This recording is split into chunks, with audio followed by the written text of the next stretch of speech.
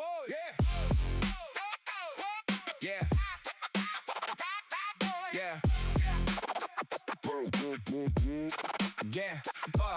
Your dad in the dark, same hoodie, same grin. 4:30 on the dot, he's already tuning in. Claude on the screen, ideas hit quick. 2 exits in the bag, that's a serious trick. Pep text at the desk, he don't need a warm up. 5 a.m. sharp, and he's building from the ground up. Kodak's in the lane, he's moving like smoke. Turn a rough little sketch to a product that floats. They don't sleep late, they don't chase the hype. They make the whole room shift before the sun gets bright. One name on the cap, one name on the file. When they step in the build, everybody feels the style. Early birds, no break. Hands on code, no fake. Quiet room, big plays. They lock in for days. Vibe boys, give that pep tech. Vibe boys, build it up, then deploy. Vibe boys, 4 to 6, they're on point, boys. Vibe boys, 2 wins deep, they want more noise. Vibe boys, 2 wins deep, and they want more noise. Dev Dad got the scars from the first 2 deals. Knows what a clean exit and the sharp turn feels. He's past the talk, he's about that proof. Got the boardroom calm with the startup truth. Pep tech writes fast and he writes it clean. Cuts 10 bad pass just to keep the team lean. Clock for the thinking, Codex for the grind. They split the load and still stay aligned. Coffee, nah. They already past phase. Got a sunrise hustle in the half-lit haze. When the world comes online, they're already ahead. 2 chairs, 2 screens, and a million steps red. Early birds, no break. Hands on code, no fake. Quiet room, big play. Stay lock in for days. Vibe boys, if that pep tech. Vibe boys, he'll build it out, then deploy. Vibe boys, 4 to 6, they're on point, boys. Vibe boys, 2 wins deep, and they want more noise. Vibe boys, 2 wins deep, and they want more noise. From the first light to the first merge, they turn raw ideas to a live product surge. One's got the exits, one's got the spark. Together they're a shot of gold in the dark. Vibe boys, them pep tech. Vibe boys, you'll build it up, then deploy. Vibe boys, 4 to 6, they're on point, boys. Vibe boys, 2 wins deep, and they want more noise. Vibe boys, 2 wins deep, and they want more noise.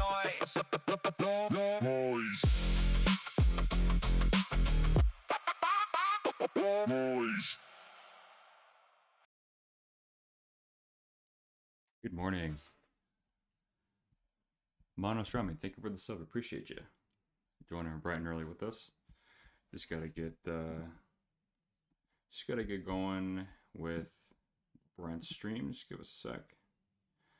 Gonna listen to a little of this while we're waiting. Let me just make sure this is still working. All right, let's knock on Brent.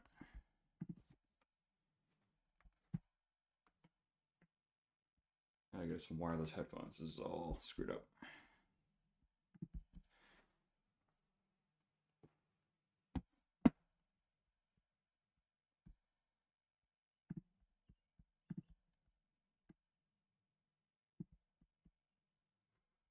Start sharing chat. All right.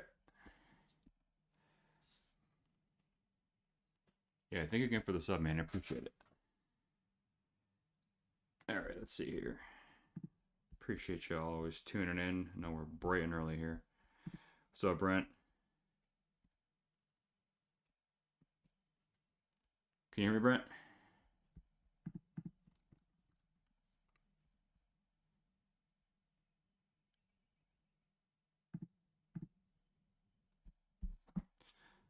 Just see. Brent, can you hear me?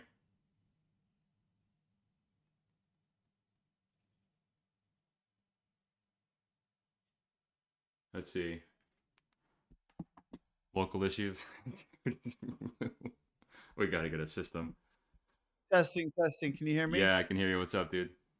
Oh my god, dude! I almost had a heart attack. All right, let's check the camera. Are we good? Oh, dude, we're so in there, dude. Oh, dude, Let's perfect. go. I can see it. Can you hear me? Chat, can you hear me? Oh, we are in there, dude. Let's go. Oh, dude, excellent. How are you, man? Good. All right. So I gotta get your. Don't listen to them. I know Kira's gonna say can't hear Pep Tech. I'm getting you in here. Yeah, I can, your audio's working. I just gotta Perfect. change my scenes. Perfect. All Yeah, right. dude, we've been absolutely cooking, man. Yeah, man, I saw you up early. What have you been working on? I will show you. Let me just try to get my picture back. I disappeared, Perfect. unfortunately. Can you send me the Uh, Spotify when you get a sec too? yes, yes. Co-stream. Yeah, that's me. All right, let me pull yours up too. Yeah, that's me. All right, let me pull yours up too. Yeah, that's not my camera. Don't worry, guys. I'm not that ugly. All right, got your stream pulled up when you're ready. Let's go, baby. All right, Perfect, let me dude. get you the Spotify. Excellent. Let me grab. Things are working. Yeah, dude, I was up because I'm not going to be here for the next 2 days. So I was like, I'm going to get to the money this morning, dude. Yep. Perfect, dude. So welcome, dude. Yeah, bro, we've been cooking, and I am pretty hyped about my features I've got for today. Let me know if you see my stream, Yep. and I'll show you. Yep. All good. All right, so this thing's unfortunately still cooking, so it might break.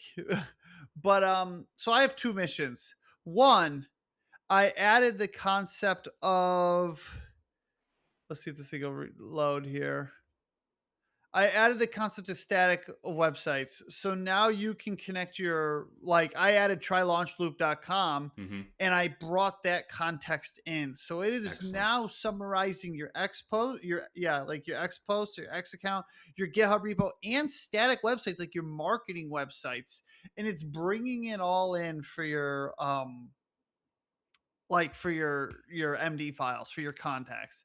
So that I don't know why my camera keeps doing this. Sorry, guys. Technology's not our strong suit, unfortunately. Um, so that's step one. And by the way, I just merged in your 40,000 line change, so Perfect, the whole dude. world fell apart for me. Nice. But that's okay. It's resolving it as we speak. So I can't actually demo anything right now. It's like completely rebuilding it. Yeah, that's fine. It's gonna be a huge change. It's got to But probably delete all your stuff from your database too and whatnot. So all good. yeah, so this will be cooking for a bit. But anyway, in general, marketing websites, static websites, anything that doesn't require logging in, right? So that works. Mm-hmm. And then my most valuable feature to date, I think, is the feedback system. So now you have the thumbs up and thumbs down.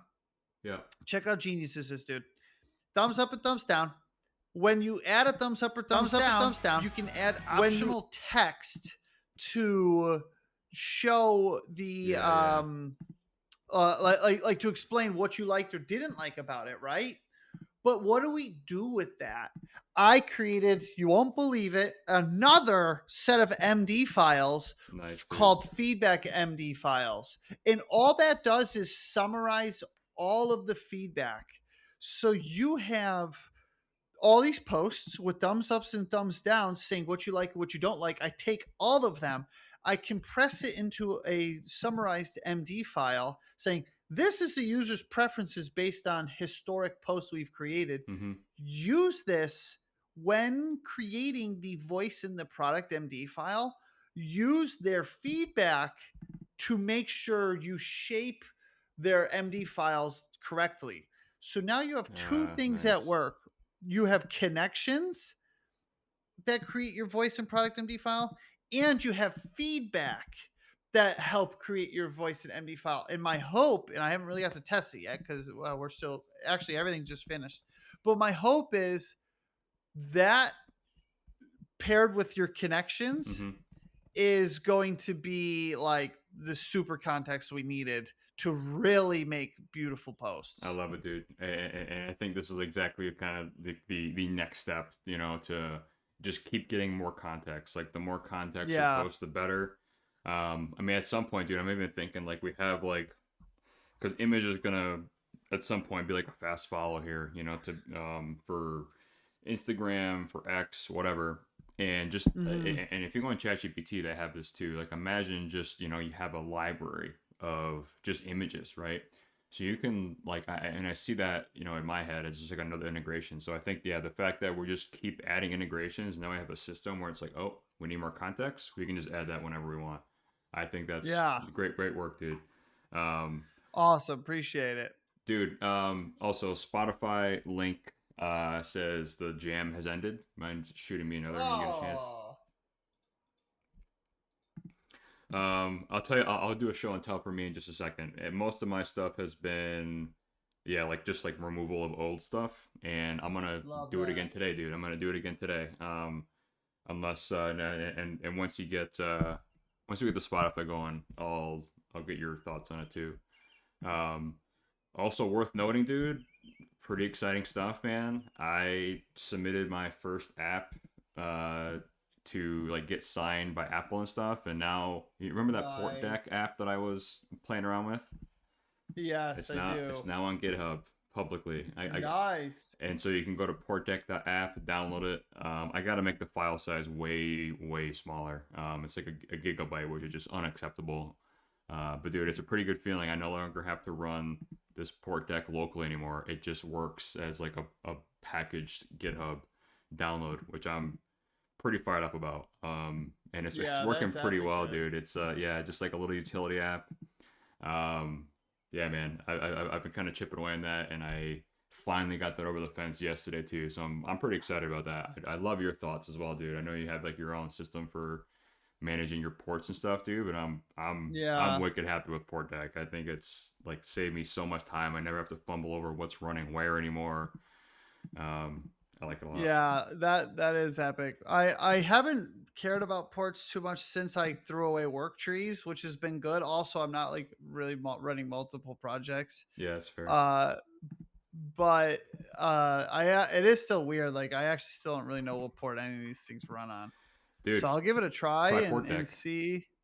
Yeah, I'll give it a try and see if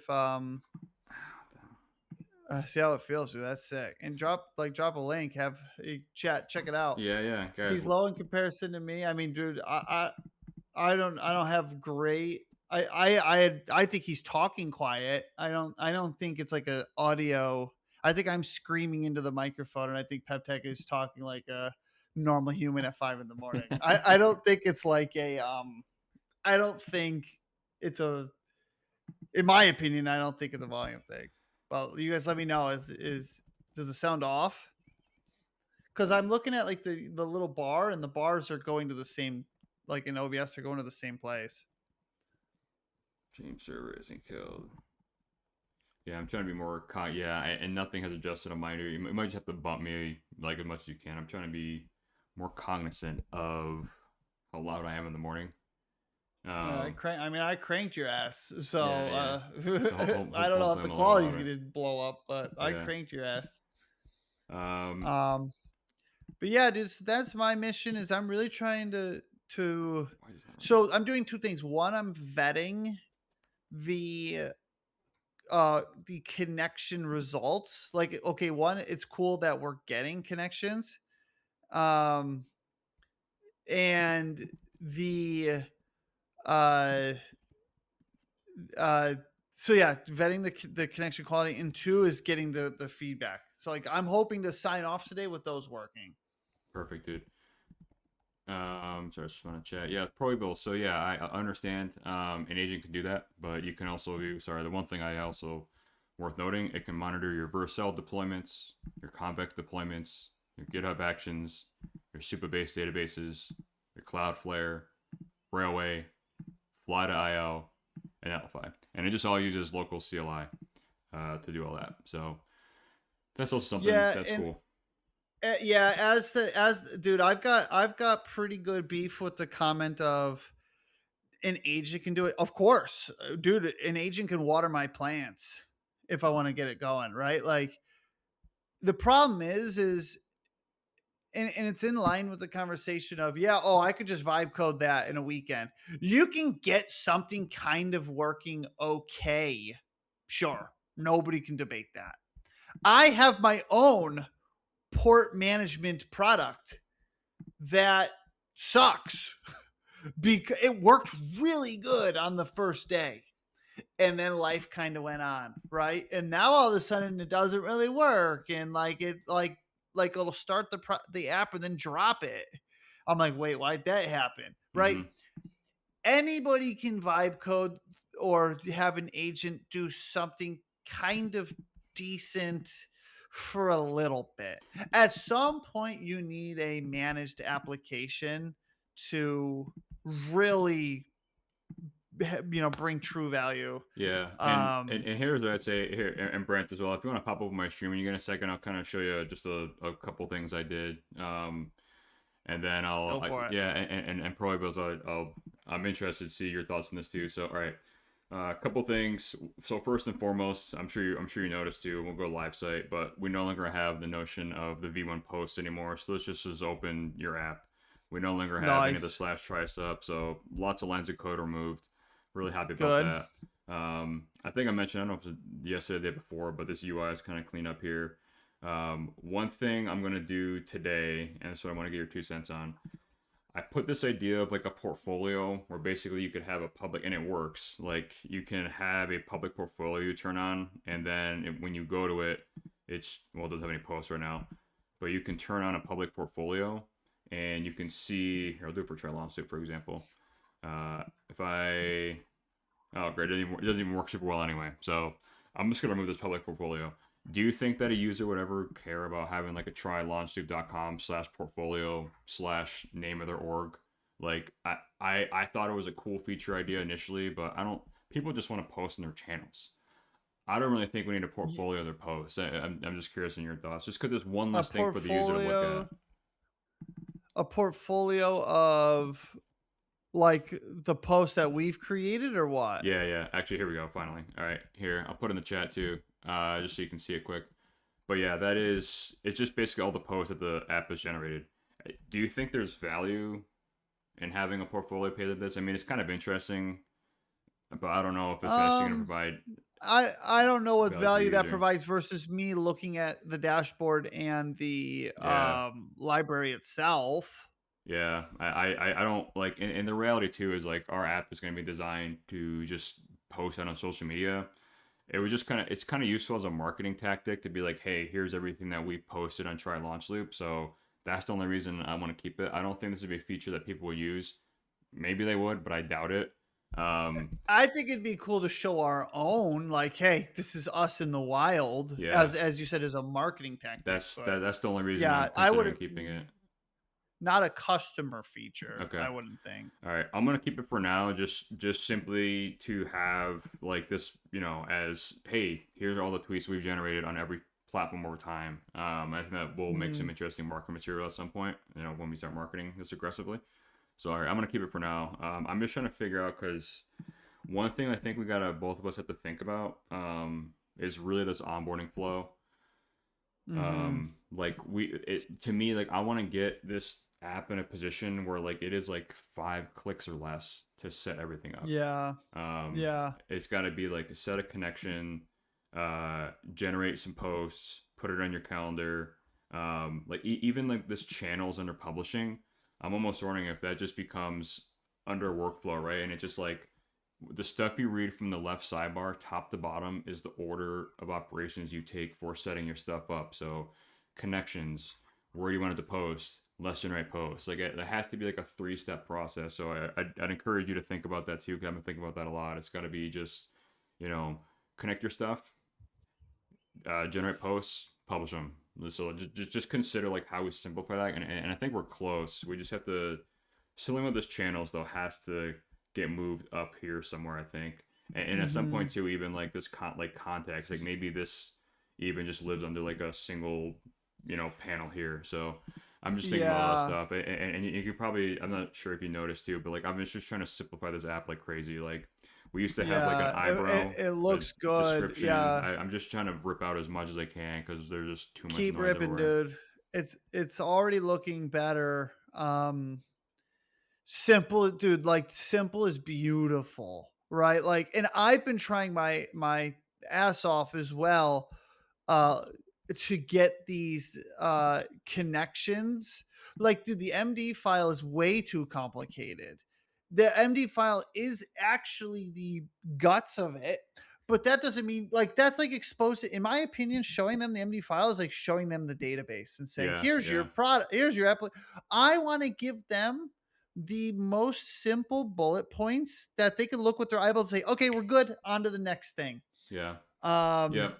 I so agree. yeah, you're killing it. You're killing it with the simplification. And regarding onboarding, yeah, dude, onboarding is so critical. The way I'm looking at your product in your voice, and if you go and look at them, it should show you that like at a glance thing, it's not perfect at all. Mm-hmm. But I want to leverage that for like I'm almost imagining onboarding, you're looking at your voice and product and they're both red, Mm-hmm. like with like the circles zero filled in, Yeah. and we're like, okay, your shit's not configured, Right. Right. let's start making these more useful. Yep. Exactly. Add a voice, and then you watch the bar move. Yep. Add a product, you watch that bar move, and we get them from the red, all of a sudden now they're green and it's useful, and it's like, okay, now you can go, like now your account's configured. Yep. That's kind of the way and that should be doable in just a few connections. Like Agree. that Agree. wouldn't be like a 30-minute thing. It would be like, you've added your X, you added your marketing website, you added your GitHub repo. Oh, look, everything's good. Go ahead and run with it. Yep. And in the bottom right hand corner, I kind of re-added this little onboarding flow, and but at some point we got to make this even more obvious, because it's kind of tucked away Yeah. right now. But yeah, like the idea, kind of like what we're both of us are saying right now, it should be create your org, connect your projects, create your posts, schedule them. I guess 4 steps, right? And Yeah. so Yeah. and so I just put this here just to have something, right? And kind of like you're saying, like it has like a checkbox of like, okay, like what's connected, what's not. And I think it's been useful actually, like to just use the app. Like I've been clearing my account locally and just like, I encourage you to do the same and just like try using the app from scratch. Yeah. And you'll Yeah. Oh immediately, yeah. and then the little thing too, and this has been a good exercise for me. I've just been like using the app on my phone a lot, and like on mobile, obviously every pixel matters. Every pixel matters on desktop too. But like I went to content Mhm. schedule for example, and like I look at it there, and like it's a mess. And it's like everyone always says like mobile first, right? But it's so true. It's I'm gonna chip away on a couple other like UI updates here for the content schedule because it's still quite a mess. Yeah, So mobile seems it just probably pretty important. yeah. I mean, mobile works, right? Like the navigation all works pretty well. I found that like if you use things on mobile, like you're only gonna focus on the things that are like really important. So I'm gonna keep chipping away at kind of these like UI things here and just removing noise, reducing noise. Making the app just like dead simple, less to look at. So I'm Nice. gonna give that some thought for the stream today. And then at some point, I think I Okay. mentioned yesterday, I'm gonna do this off stream because it's gonna be quite a sizable effort. And I know there's been a lot of back and forth, whatever. I'm gonna set up Better Off instead, and I'm simply just gonna have an email and password login. Lesson learned, should have done that from the Beautiful. start. Just start simple. We can add auth providers later. But this would just be, we already have user emails, and we'll just have them, be able to sign back into their account. They'll have to set a password to create an account, and then they can like claim their account essentially. But that's one thing that I'm kind of kicking myself. You know, and look, is it Tell directly me, MRR? No, for but I'm just fun. doing it. I'm just doing it. Yeah, I'm doing it. for fun. Why are you kicking yourself? Like, what? I'm just genuinely curious. Why are you so concerned about off? Because it just better off. That's probably where we lose half the users. We'll probably lose half the users because it's too confusing. People don't want to get the code. I mean, look at myself. I've been getting annoyed about sending myself a code and having to copy and paste it. I just want to save password. I want to log it in 2 seconds or less. Right now, Well, it takes me about 10 seconds. does ours not have username and password support? No, it doesn't. Which is I think the blunder. I think we're potentially losing people even from the start. So yeah, That's I'm gonna first do of all, email that's password. crazy if it doesn't support that. So Yeah, well, you exactly. literally can't you can't just sign up with a username and password. Mm-mm. And I made that That's pretty decision early on wild. because I was like, I don't want to potentially have passwords be leaked, but like auth is authors come a long way, and Better Off, are just going to support us long term. But yeah, Okay, I well, run with it, dude. Get it over with, yeah so then you can get back to the grind. yeah. Uh, I'm well, doing Better yeah, Off. Period. yeah. I'm doing Better Off. So, so it does have it. That was my question, Akira. So did we just not implement it, but Convex Off has it, Yeah, Jesse? yes, that's correct. But I like my gut tells me Better Off is the Vercel stuff is going to support that long term. I'm doing it. I know everyone disagrees with that decision. I don't care. I'm doing it. I'm doing it. I feel strongly about this. Then I'm let's doing it. just do it so we I'm can doing end it. it. And then it'll be done. Beautiful. I'm doing it and then it'll be done. Beautiful. Love it. All right. All right. So I'm not doing that stream though. I'm gonna keep cleaning up some UI. All right. I'm gonna do content schedule. I'm going to pull from dev. I haven't pulled dev in a long time. Pull from dev. Then restart my servers. All right. I'm gonna try to focus in on. I'm gonna try to focus on just less noise. I'm going to start with content schedule and then probably move to content library. Let me see what I have. I've been trying to put stuff in linear, but honestly, dude, most of my stuff, it just ended up in my Apple Notes. Like, I got bet, dude. I think linear was way too overcooked. There's just too much shit going on, too many projects, and I definitely couldn't keep up with it. So yeah, my linear is pretty bad usage. I like linear a lot. I think that all the projects up initially kind of immediately was like, okay, we have 1,000 things to work on. Yeah, I think we overcooked it. Is what I think happened, and that's okay. We learned. That's why Trello's so beautiful, dude. It's a polar opposite. It's so dumb you can't overcook it, and there's probably some middle ground, but I don't know. Yeah. I'll never know. I've never been able to successfully use project management. I have someone at my company does it as their job, and it's great. I think, but I haven't been able to do it. I think the reality too here is like we really only need project management if we're running a team of like 20 people or something. Like between you and me, like we know what's important and what moves the needle, and everything else is kind of just like, to me, it's like I use the app and I'm like, oh, this is just something I need to implement. So I think linear is useful, and I think I'm glad. Like I certainly don't regret any of that, but yeah, it just became a thing where it's like we added about we're about to hit 250 issues, and it's like half of them probably don't even matter that much. So I think it was extra noise too initially. I love linear. Like I will use that for any app moving forward, but in terms of actually setting priority, again, this is all the stuff we're learning, dude. This is all stuff we're learning, and it's awesome.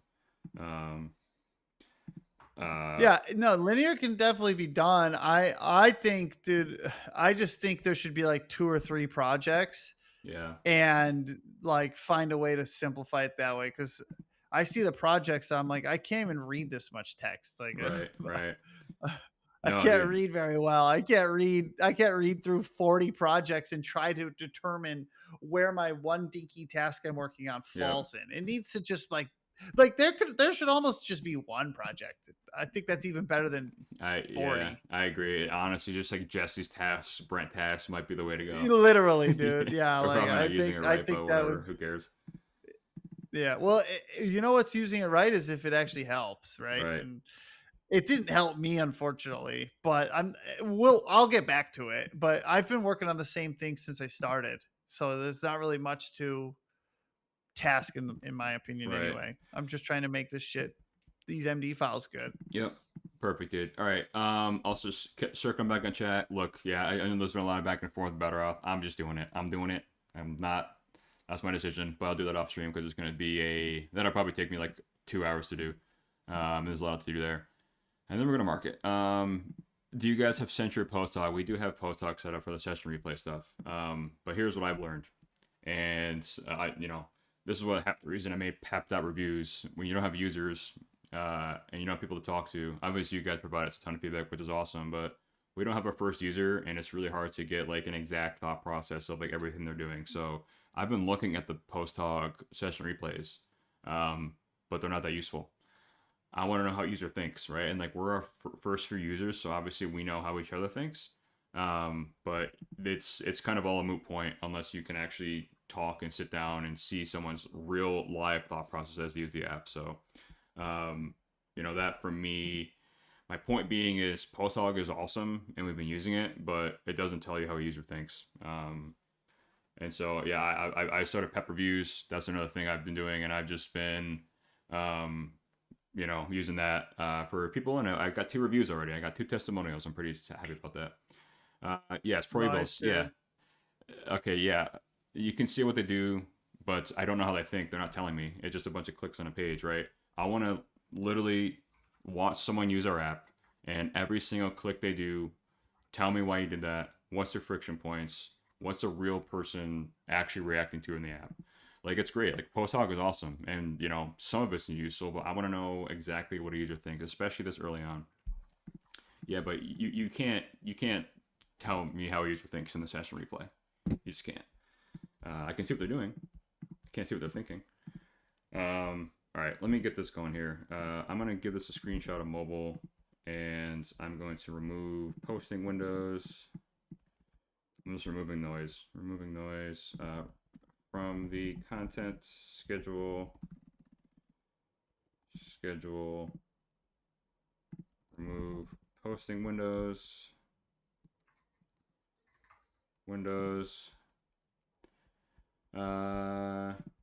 Posting windows. I'm going to clean all this up here.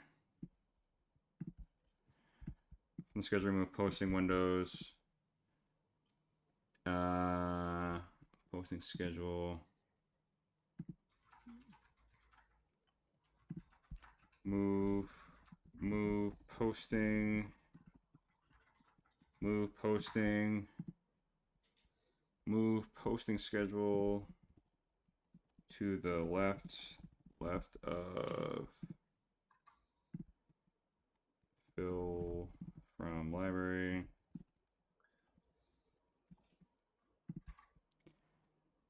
And move. All right, guys. So I had ripped through this refactor of the static website gen, and honestly, it's super good.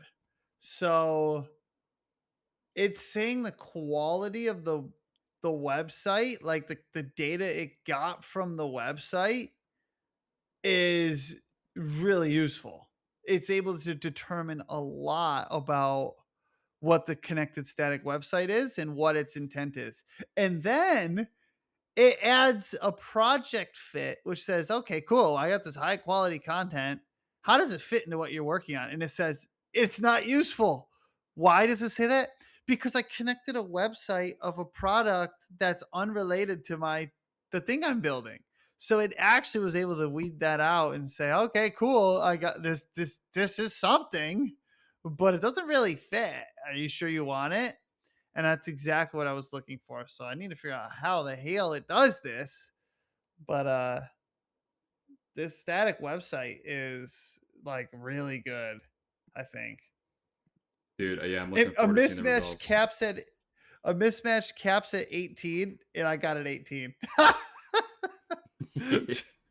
So I mean, it's a total mismatch. I literally connected Try Launch Loop as a static website to Roly Poly Print Shop. It Nice. should be a complete and utter mismatch. They're different products, right? So that's really cool. It made that determination. That's good. That's very good. Yeah, catching up on some of the chat. Okay, a post-hoc discussion. Look, my point being is we can watch replays until the cows come home. We're not going to be able to see how a user actually thinks through post-hoc. We're just not. That's my point. Like, post-hoc is awesome. And we are probably taking advantage of maybe 2% of the features there. But my point is, like, we don't have a first user, right? We don't have a first user. I know there's more replays. I know, like, if you don't have a user, then who gives a shit about session replay? My point being is here. I'll put in the chat. Just like look at the screen charm reviews that I've done for people. Like, that's the level of detail that I would like on my app, and I'm starting to do for people. I want to know how they think. I want to know what do they click on. I want to see them live on a video session, an actual user, what they think. PostHog is not going to do that for me. It's just not. That's the point I'm trying to make. I think PostHog is a great tool, and there's a lot more that we have to do for getting analytics, certainly. Like, again, we're scratching the surface. But my point is, I Dude, want to with see real someone's thought users, process. with real users, so like I was deeply like I lived in session replay for Flowbase, watching them fumble through the dialer. When you do have real users, like yeah, if you don't have users, then you have nothing to look at anyway for session replay. Hmm. But watching users actually navigate your website, dude, it makes your neck sweat.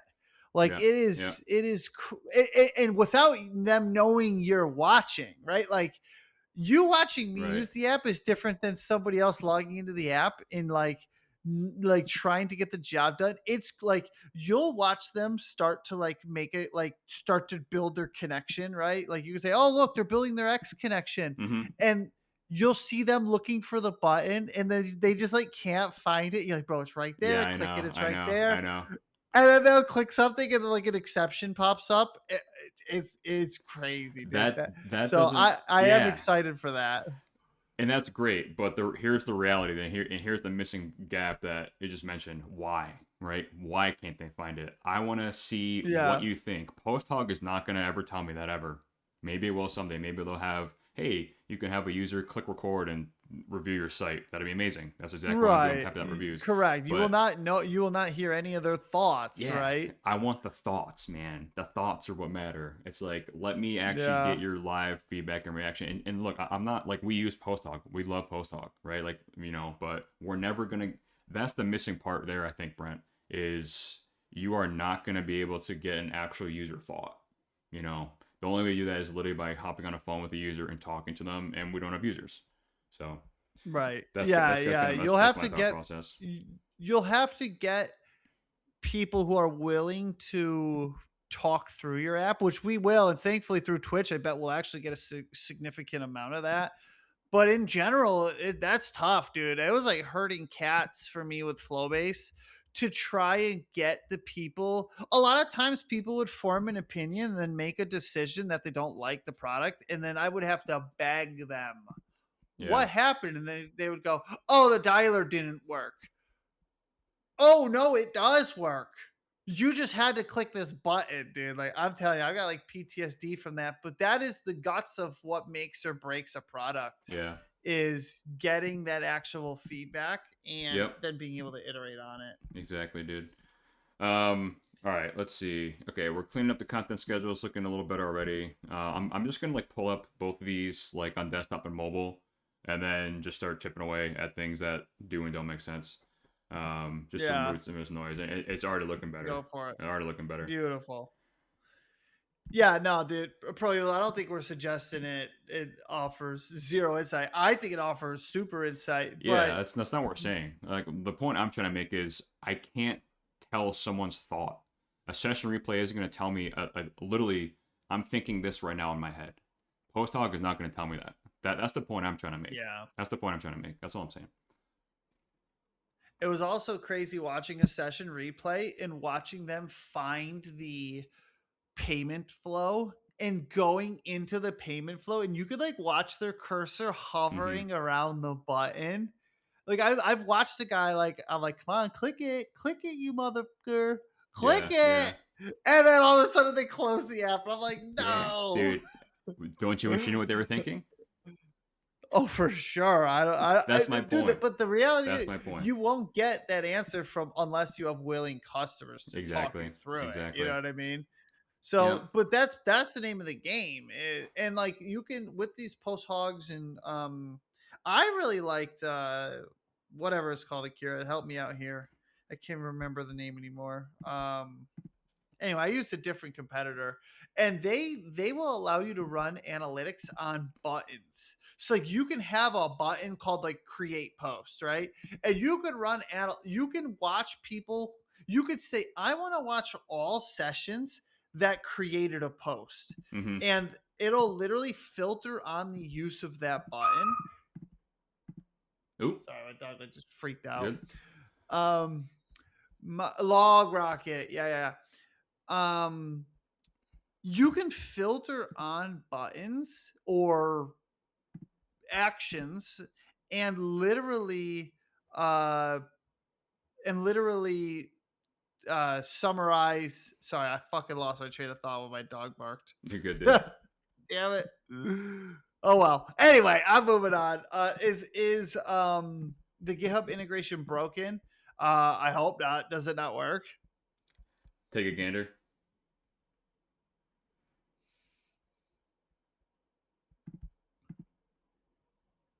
Connecting. It's trying really hard, dude. All right, let's see. Got this content schedule getting cleaned up. I'm trying to reduce it. Like, I'm just remove as many buttons as possible. Remove as many clicks as possible. Yeah, dude. I think the less is better, dude. Like Less delete, is more delete. every time. Yeah, it took me a while to learn that. I mean, it's obvious from the start, but yeah, it just happened as a result of like shipping a bunch of features and ones Yeah. that people don't care about. So now we go through the the process. All right, here we go. Premiere. I'm on prod. Connect. GitHub. Connect. Yeah, Premier just put his experience in the chat there. Select repo. Wow, that was a good GitHub flow. Oh, and that is just the nature of life right there. For me, it worked freaking flawlessly. For Yeah. Premiere, it doesn't even work. And now we get Premier's thoughts. Now we get Premier's exact thoughts and experience. I authorized the GitHub app. Nothing showed in the launch loop interface. Works for the founder. Go look at the session replay. Premiere, yeah. We have that actually. So go to, Brandon, if you go to admin on trylaunchloop.com, you should be able to, actually I can do that too. Let me do a secret screen because I don't think this account is an admin. No, like you do it on, so if you go to users, or you should just do Postdog. All right, I see Premiere here. I see Premiere in here. I actually meant to do a Postdog integration where I can like literally click a button and see your actual session. I haven't done that yet. Are you able to share this?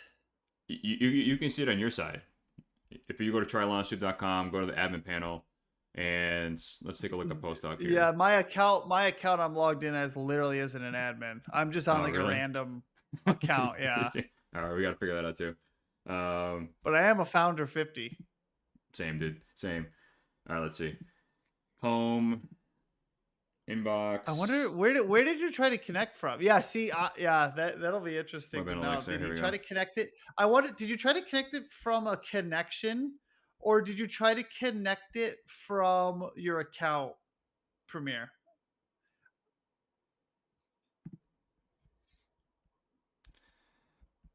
Let's see. Web analytics, session replay. Here we go. Session replay.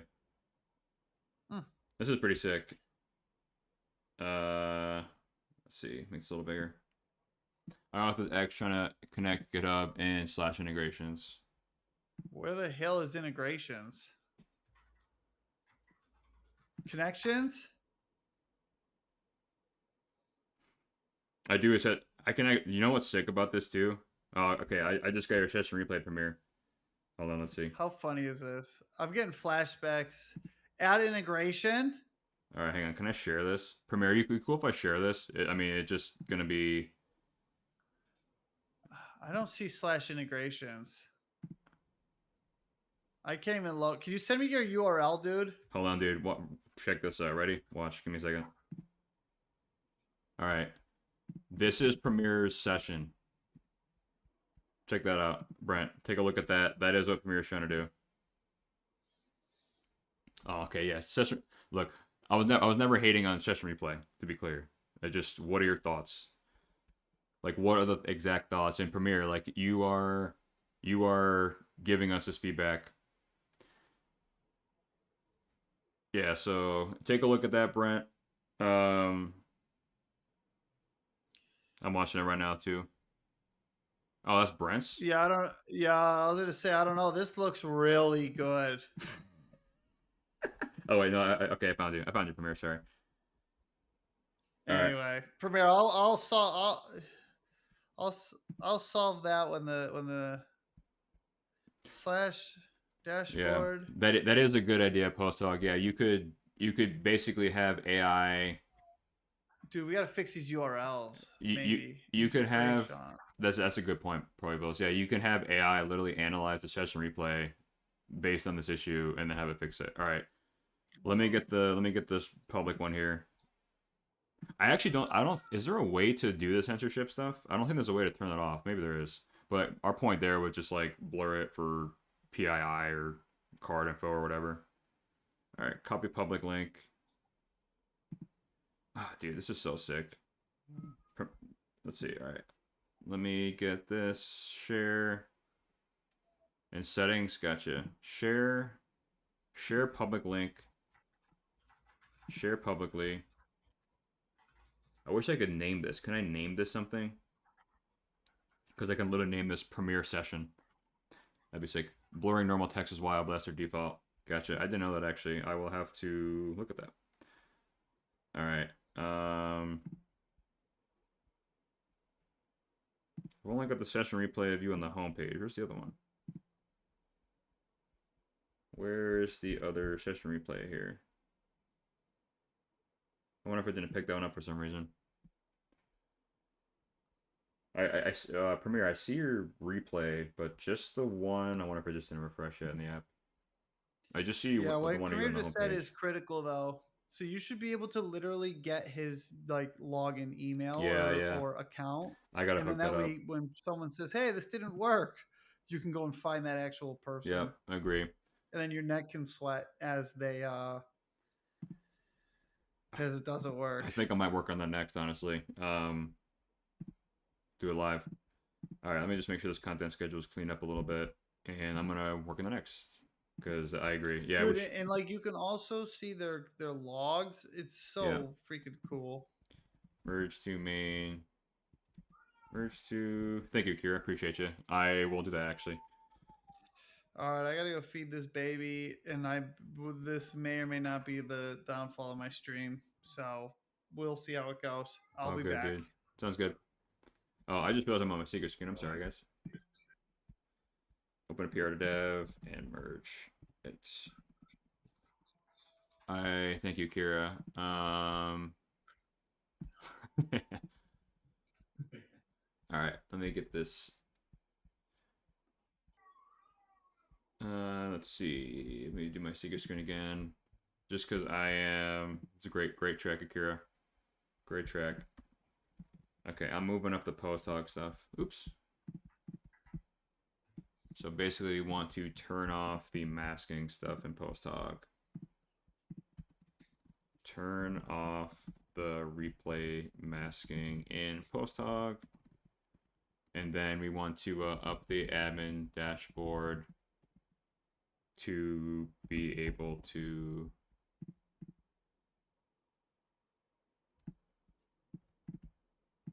hang on, Premiere. I'm getting you installed in Premiere, and that's very good feedback.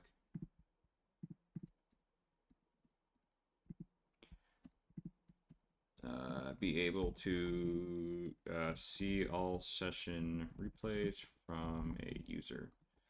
We've had that in our backlog too, but obviously it's becoming more important that we actually have people like you guys using it. So thank you guys for signing up and taking a look at the app. This feedback is super helpful. And again, like, I guess, like Premiere, I'm getting your live thoughts and feedback, right? Like, I guess is the whole point I'm trying to make is like, you're using the app, you're giving your like thoughts as you use it.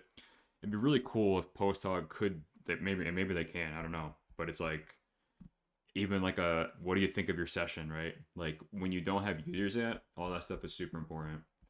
Because you probably lose a lot of users at onboarding, or you use them like Premiere, like for example, because you have your GitHub integration issue, you know, that could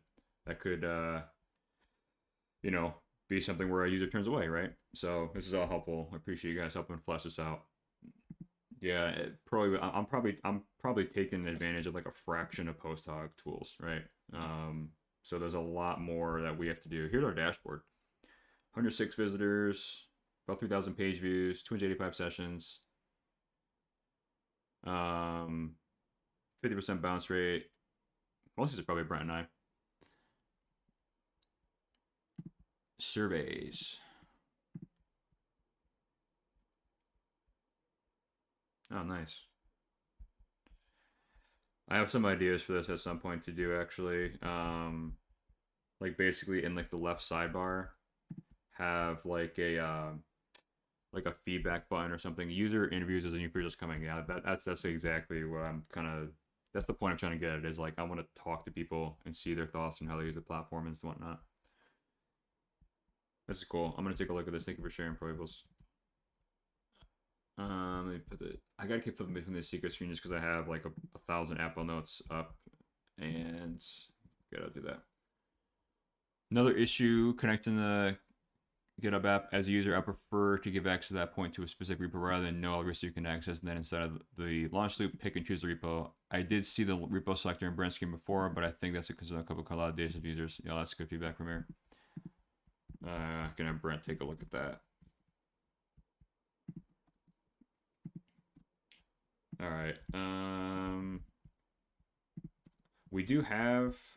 So I think the thing we're missing then probably from our side is we have. Let's see. We have this feedback button here, and this works well, and this basically creates a linear issue for us. And like we get a lot of feedback as a result this way. But yeah, I think Proibos, to your point, like having like either like a pop-up or something here basically that is even like, I don't know how to label it, but basically be able to submit feedback, be able to complete a short survey, whatever it looks like. So got a lot of good ideas for us to do. Let's see. We do have this sweet show user data, blur user data, so we don't dox anyone. I think I might have just done that on accident. Oops. But we do have this show user data, and that's the one thing we got to turn off in post hog. Let's see if we can do that right now. Post hog. Let's see. Here, let me grab that URL. Let's see if we can just do this by default. Normally I just ask AI for this, but I gotta start actually poking around in the post hog dashboard a bit more. Post hog replay masking. I'm navigating the UI just to feel something here. Just to feel something. All right, let's see. Replay masking. Let's see how good this search is. Pretty good. There we go. All right. Normal. Free love. So you probably want this free love, right? Mask only passwords. That probably makes more sense. Man, there's so much stuff you can capture. It's crazy. Web, mobile. All right, I think we're gonna do just free love. We don't want to mask everything. We'll do free love. That should help us with some session replay stuff. Network headers. Probably want to do that too.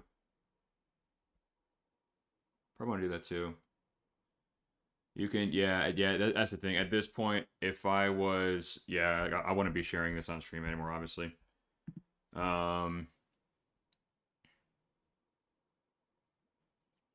Yeah, obviously.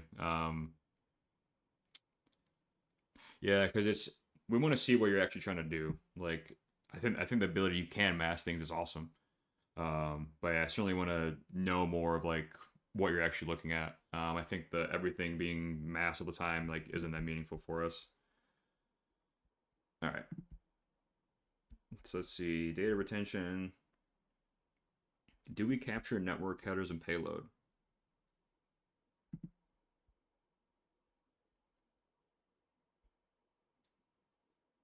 Yeah, because this is okay. I just want to make sure. What are we? I want to be tracking IPs. So we're not tracking IPs. Redact stuff. All our billing is handled all through Stripe.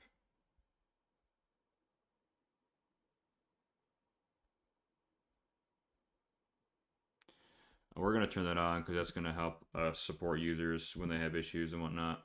Gonna enable that. We don't have sensitive data. That's all. We have Git repos. So we'll turn that on.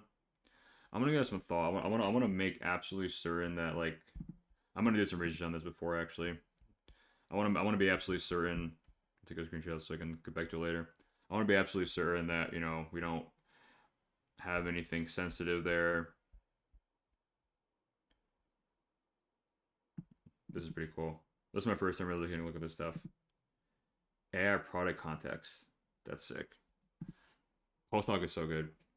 Postdoc is. I need to really dive into this more and really learn more about it. Do people also use Google Analytics now too? I think you kind of just have to as a result. Yeah, Premiere, that needs a ton of cleanup. There needs to be, yeah, there should be one place you can connect GitHub. Yeah, we're aware of that. That is why my goal right now is like literally remove as much noise as possible. That was actually on my list for noise removal. Yeah, right now you can connect that in your project settings, org settings. It's in too many places, so we gotta rip a bunch of stuff out. All right, let's make this looks good in dev. Make sure this looks good in dev. Yeah, there should be one place you can connect GitHub, and that should be just in connections. Let's see. Let's make sure that this content schedule looks good in dev. Take a look on mobile. All right, these buttons are kind of misaligned, but we'll fix that later. All right, let's go start. Looks good. Open PR from dev to main.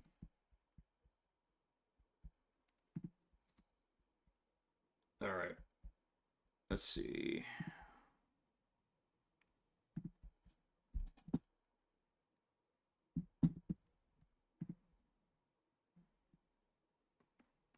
Got the token reset yesterday. Pretty stoked about that token reset. I got 3 resets of bank still, fortunately. Let's see. Pull up secret screen again quick just because I gotta get like a better working notepad or something for the stream. Images and videos looking cool. Thanks for me. Yeah, it's neither of them work. Neither of them work. But that is going to be a fast follow once we actually get like the text working good. Image stuff is I think going to be huge. And I think videos will be really useful, obviously for content as well. I just have to make them work. And that's why they're under beta and clearly labeled beta because they don't work super well.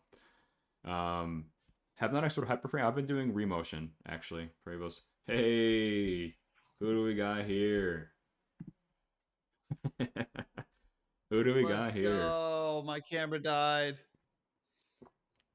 Funny. On my stream, my camera's cooked. On your stream, it's not. Dude, just always something with the stream. Always something with the stream, man. But anyway, as you can tell, this dude he pooped his pants. Now he's wide awake. So that'll be the end of my stream for the week. That sounds good, man. I will definitely be able to get some code in. I'm gonna sit this dude down for a sec. I'll definitely be able to get some code in. Throughout the coming days. So we'll definitely be in touch, dude. And everyone in the chat, just thanks for being here. I'm just kicking off the raid. Yeah, thanks for being here, guys. We made some great strides. Unfortunately, weren't able to see my whole code change through. That's usually how this goes. But I have such a good plan for getting these MD files. So I'm going to keep cooking out. What up, Ron TSC out there, by the way? So yeah, Pep Tech, good luck and keep me posted on how today goes. Yeah, Zulin, I gotta bail. My child is awoken and I saw it in his eyes. He is not going back to bed. So we're going for a long walk and we're gonna just jam out to some tunes and have a good morning. Sounds good, man. All right, guys. Yeah, Pep, let me know how it goes, dude. Will do, man. Enjoy your family time, dude. We'll talk when you're back from camping, dude. We'll talk obviously, but like streaming. Yeah, absolutely. For sure, yeah. Sorry, I don't know why my camera's like got brain damage, but there I am. All right. Goodbye, everybody. Peace. Later, Brent. Enjoy, man. Have a good day. All right, bro. You too. Later. Later, dude. All right, I just realized. I don't know if you can rewind in time, like on a live stream. You must be able to, but I just realized I'm watching Brent stream over on my other monitor, and yeah, we had baby alert. Uh, so rewind to mine if you want to see that, but I think Brent's camera was off. Uh, what's up, Brunty? What's going on, guys?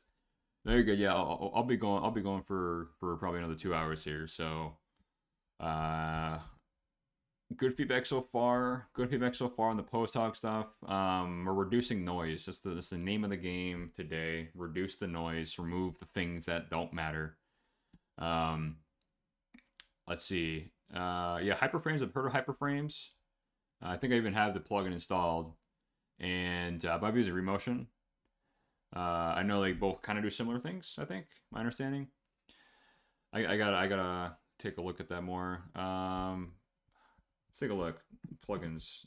Remotion I know I've installed. I don't. What the hell? But I did.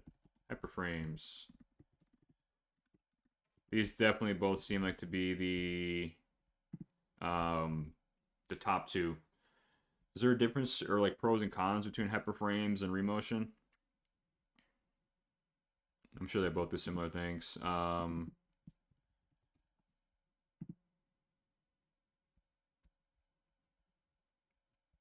Yeah, we gotta reinstall these plugins. I can't believe they're not installed. I've noticed sometimes plugins, like when they update or there's significant updates, you have to go and manually reinstall them. Yeah, too much noise. Too much noise. I need to basically remove most of the things on the site, which I'm happy about. You know, like I'm happy that that's the thing I'm focusing on right now and not shipping features. Like yesterday, I removed 30,000 lines of code, like, and that felt great. You know, it is overwhelming. There's too much stuff for you to look at. It's got to be super simple, like Premiere and like everyone. Like our app has to work in like 5 clicks or less. You know, and if it doesn't, I think we failed. It has to just be super obvious. It's got to be dead simple. The fact that you can connect GitHub in 4 places is a problem, you know. So we gotta keep working towards that. Probably would remove more if we went to Tanstack starter Vince next. I've heard such good things about Tanstack. We're on Next.js. We probably won't do a full migration from Next to Tanstack, or like, you know, maybe for the next project or something, but it'll just be, yeah, no more text something. I know I know it's the $1,000 thing where it's like, okay, yes, could we use that? Could we not?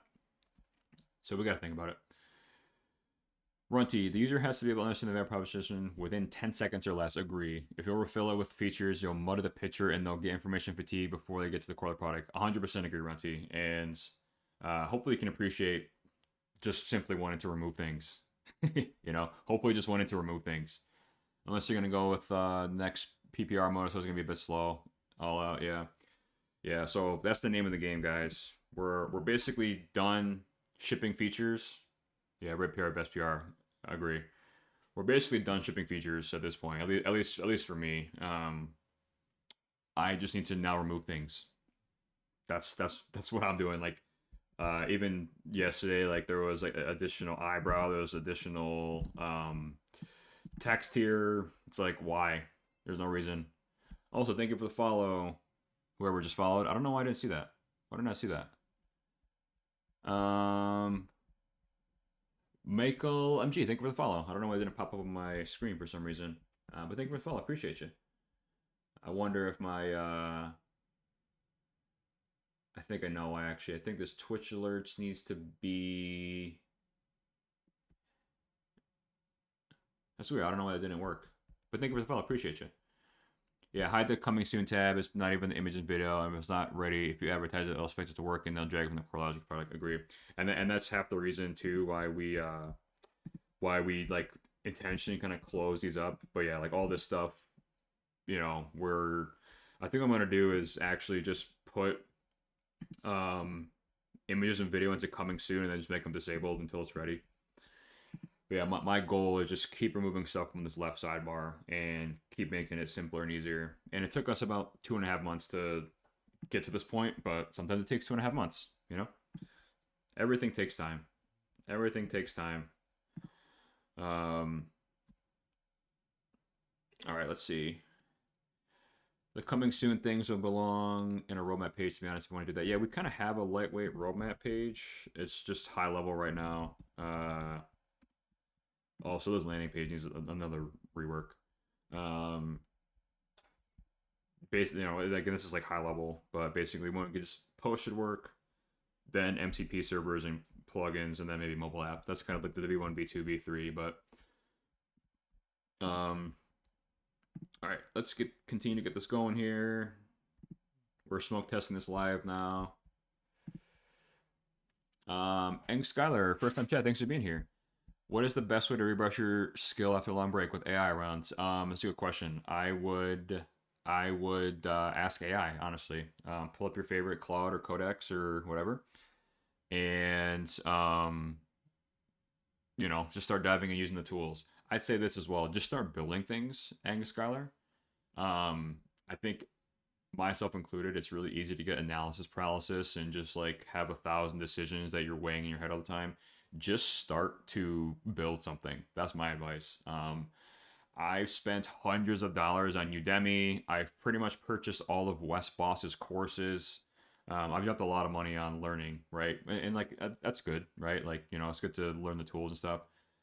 But it's so obvious. The best way to learn anything is just start building something. So, Eng Skylar, find a problem that screams to you. For right now, for us, is try launchloop.com, and then start building it. That's my advice to you. Light mode 2, I like the old landing page, but that's semantics. Yeah. Keep it simple, stupid. Agree, Runty. Pro Evils, what value would this app give you over using workflows built into ChatGPT? I have that question all the time. All the knowledge stuff, yes. All the context here. All the context is here. And Pro Evils, one thing I've been considering a lot too is like, yeah, like someone could go to ChatGPT and like, and like have like an automation every day that looks at all their commit logs and makes content for them with their own role, remotion, and text generator, whatever. Someone can do that, right? And I think about that often. But we have to make it so that our product at $10 a month is meaningful enough for someone to actually, not want to do that, right? So the big thing there, Runty, that I'm thinking about as well, is like this image gen stuff. Like we use GPT image gen under images, but we have to get ours working just a little bit better than the actual image gen that happens. And I won't show it, but we kind of took some of this inspiration from Strong. Image gen works really well, but what's something that I find whenever I use image gen is like the text just is a little bit off, right? So pretend there's an image gen background over here. You could do like a WYSIWYG, whatever. Like, I think this is going to provide a lot of value long term once we actually get this images working. It doesn't work right now, don't even look at it. But it's like, I don't want to generate an entire second image gen every time I need a new asset. Instead, just give me the ability to, have this all be spit out with AI. Maybe it gets me 80% of the way there, and then I can take it to the next step. And then this can all be automated long term. So that's one thing I'm kind of thinking of too.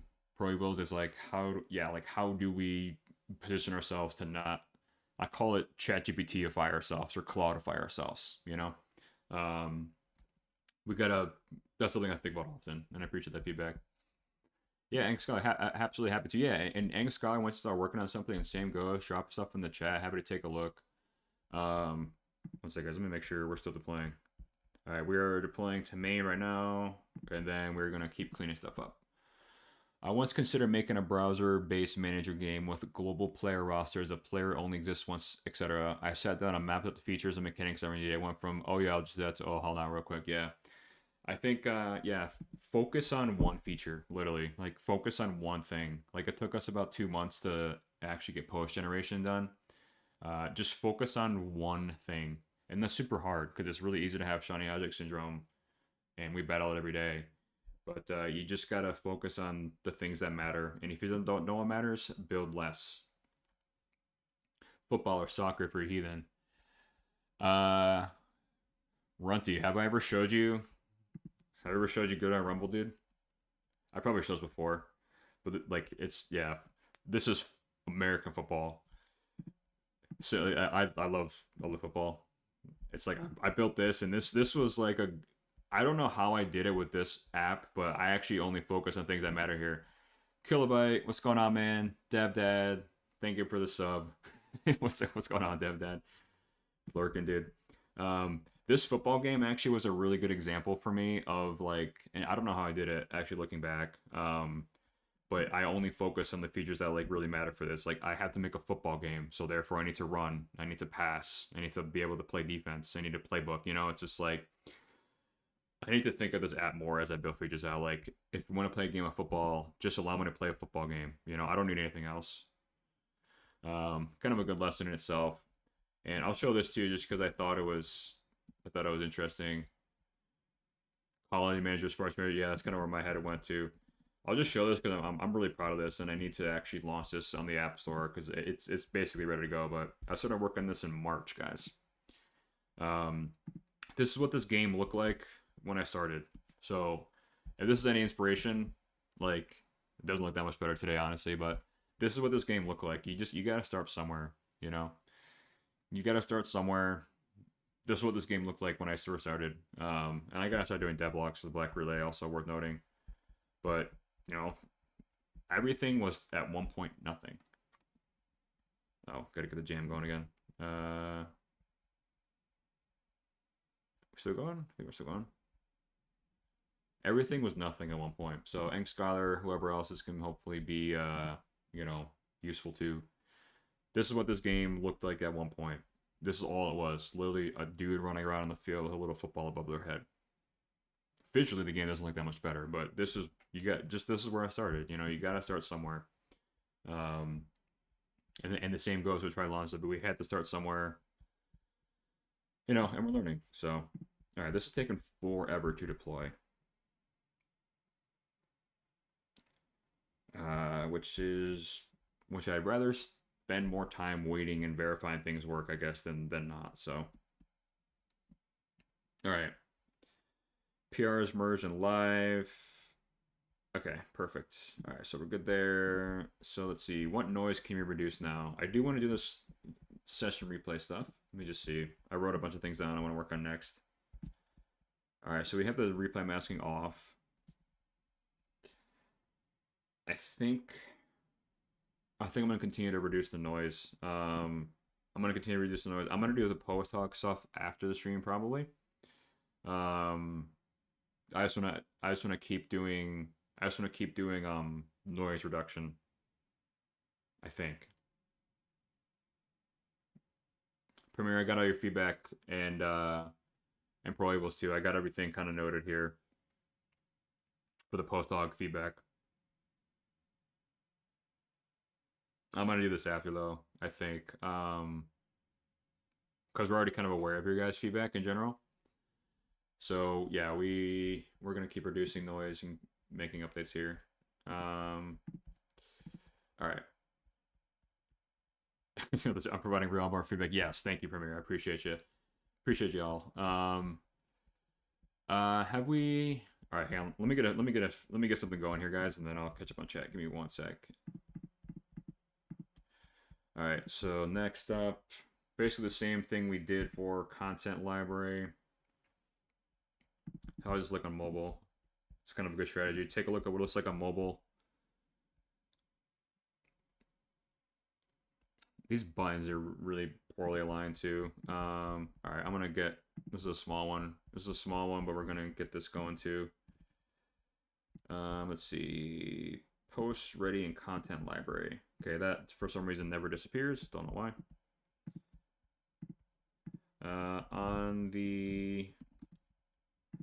On the content library page,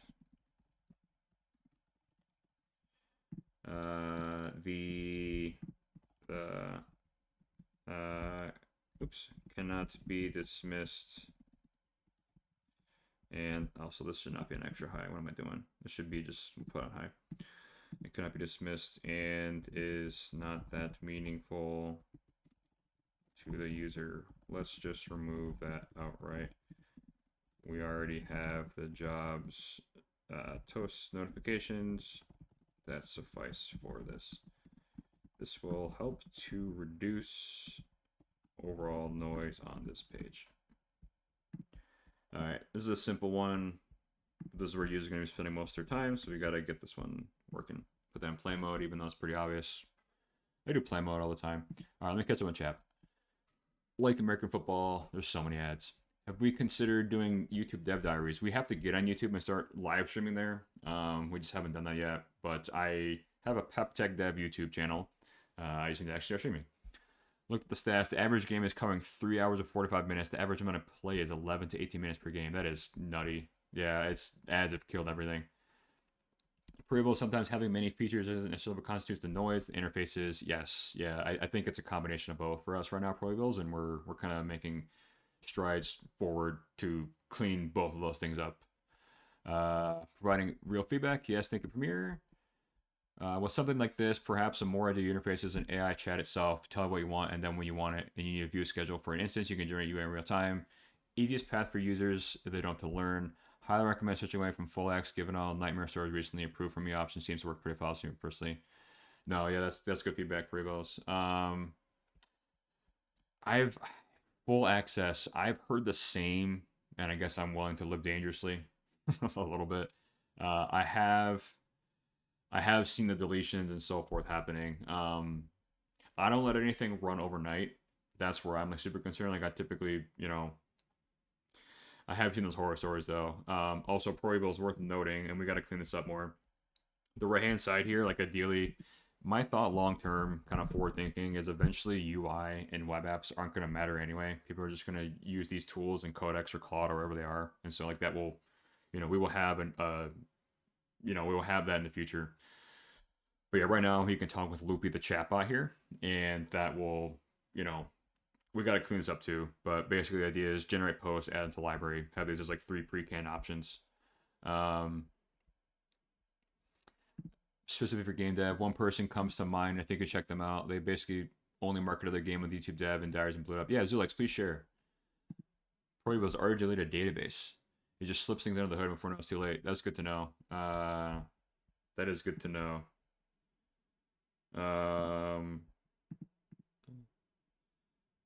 So you're saying approve for me? Is that the new option you think I should do? Approve for me? All right, I'm doing approve for me. That's probably a good call. Yeah, the big red warning. Yeah. It is sad. Well, not sad. It's just unfortunate that kind of happens because I think a lot of people got turned away from Soul, as a result of that. But I mean, a couple months ago, like every AI tool is gonna screw up. Like Claude did that too. Like I remember, like they deleted someone's entire email inbox somehow. Runty Robot. I think the best thing about AI is it will just completely kill social media. Maybe just people venturing outside. That would be good. I do want to make an outdoor kind of app someday, but I'm battling Shiny Object Syndrome. Danny Dev, the creator of Megabonk. I haven't heard of Megabonk. Probably should. Megabonk. Yeah, I need to start doing things in more places for sure. Oh, whoa, holy smokes. How haven't I heard of this? $10? Oh, no, I've heard of this. Yeah, this like went viral on a lot of social media channels. Okay, I remember this. Yeah, we'll take a look at this.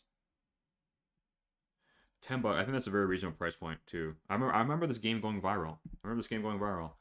Also, yo, hey Micro, what's going on, dude? Doing really well, man. How are you? I was lurking big time in your stream yesterday, dude. Guys, if you're not following Micro here, I'm gonna give a shout out to hey Micro here. Hope I'm saying your name right. Hey Micro, am I saying that right? He's got a great co-working. I'm like new to Twitch, guys, so I don't know any categories right now really other than software and game development and stuff. I just found out about co-working channels, and Micro's is awesome. Just vibes out, he locks in for like an hour, and then we all kind of hang out. It's a good time there, so check out Micro if you're not already, guys. He's doing some cool stuff. Co-working is wicked cool. It's wicked cool. That's totally new to me as well, as pretty much everything is on Twitch. So check out Micro Guys. He's doing some awesome stuff over there. Yeah, it's correct. Gives me awesome for lots of work. How's it going, bro? Yeah, dude, I'm doing really well, man. Doing really well. We are working on Launch Loop.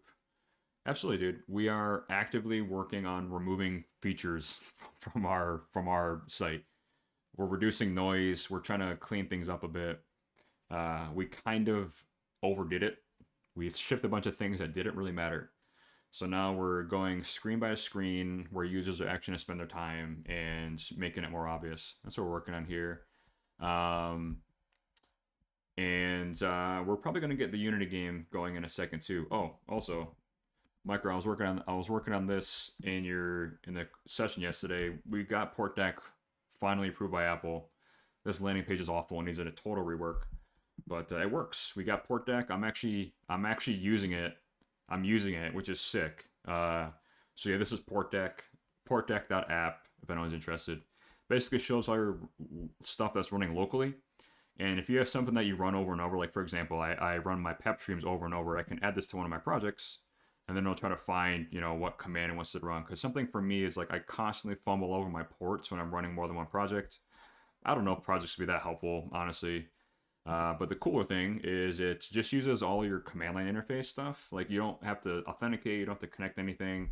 It shows all of your active deployments. So if you use Vercel, Convex, GitHub,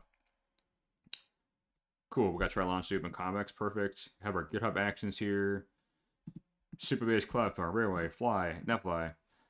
It's all open source, and you can customize what you want to see here. So, for example, I don't use Netlify, Fly, Railway, Cloudflare, or Supabase anymore, so I just want to see these four. And if you do Command K, you get a little, if I want to see Supabase, or if I want to say like launch loop, whatever, I can stop all my services quickly.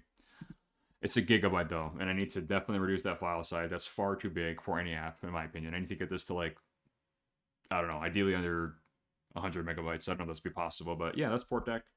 We'll love any thoughts or feedback on that. But yeah, I'm pretty proud of this. This is like the first thing. It took me all day. It took me all day to get approval. It took me probably like 6 hours, which is crazy. I opened a support ticket because I was like, why is it taking so long? It's all Swift Pro Evils. I have seen Portless actually. and I'm very interested in that. I actually, Pro Evils, funny enough, I actually had a Portless integration into Port Deck, but because that was like exposing the ports and whatever, like it would have been tougher to get Apple approval on that. I do want to do some version of this where like it integrates with Portless. That'd be cool. And also, I missed some chats, guys. Sorry, hang on. Premiere, when Brent ships the website for Context Scraper, that'll be great. It'll help users get started. The more pre-context and pre-filling you can do for fresh onboard users will really help the experience. Agree, yeah. I think that is what is going to be, the context is going to be the thing that really matters. And then Provo, sorry, I missed your chat earlier. Other stuff, one thing that's helped me is to stop using play mode. It sounds counterintuitive, but Codex can play on better on its own. I have the Matt Pollock skills installed and use them really well. Yeah, I've noticed that most of the time in play mode, I typically am always just choosing the first option anyway. So yeah, that's a good point. And Zulix, I will check out Vendy Dad. Thank you. Sorry, I'm catching up on chat, guys. Yeah, Portless is really cool. I just need to figure out a way where it wouldn't like hold up in the Apple process, because like if I integrate Portless in Port Deck, I explored it initially and I don't know. It's tricky because it's not obviously directly in it. I should look at that again though. I should look at doing that and figuring out how to integrate Portless into Port Deck and just have it be like another option. You open it and it's like, hey, do you want to turn on Portless? I literally had that feature and I removed it. So maybe I'll add it back. But yeah, guys, that's what I'm working on. Really proud of that.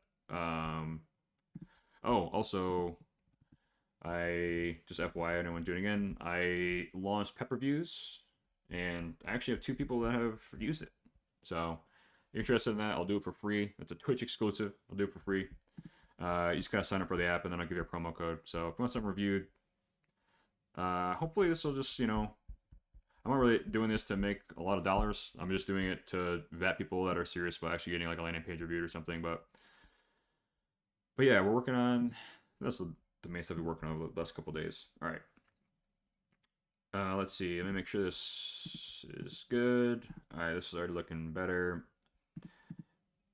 I don't love this filter. Honestly, got to get some thoughts how to clean this up a little bit too. But this is good for now. All right.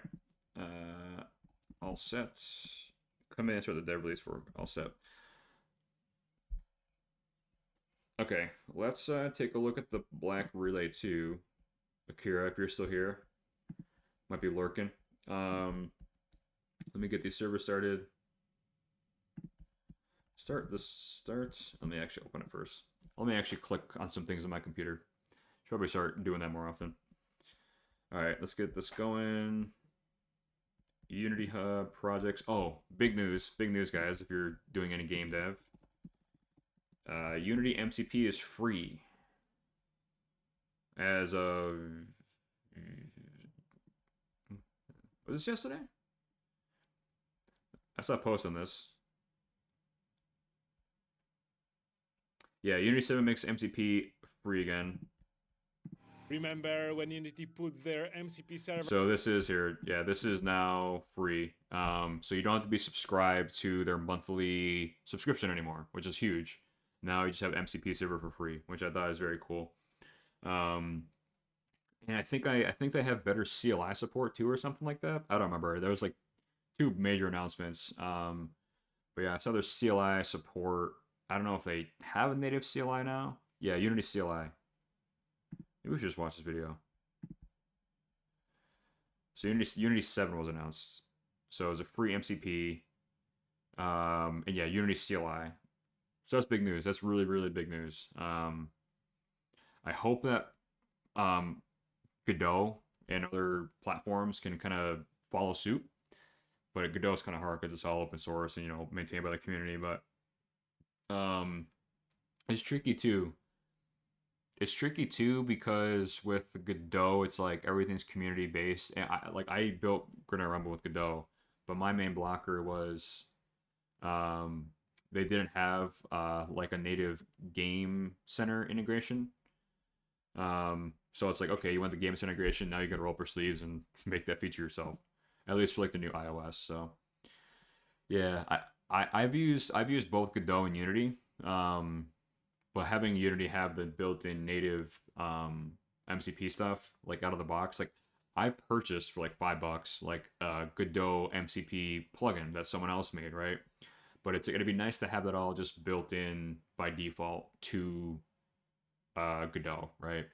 And have that just be like in their native code base and stuff. I'm sure that they're thinking about that and getting there, but I think that's gonna be one. That's for me. That's a big deal. They gotta have like the native MCP server going and whatnot.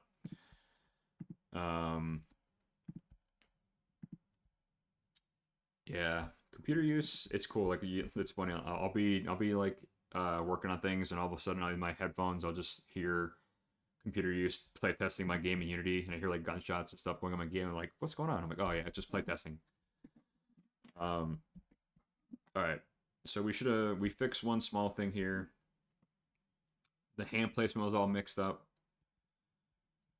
Looks like this looks no different than before. Okay. Let's see. I'll send it over this way.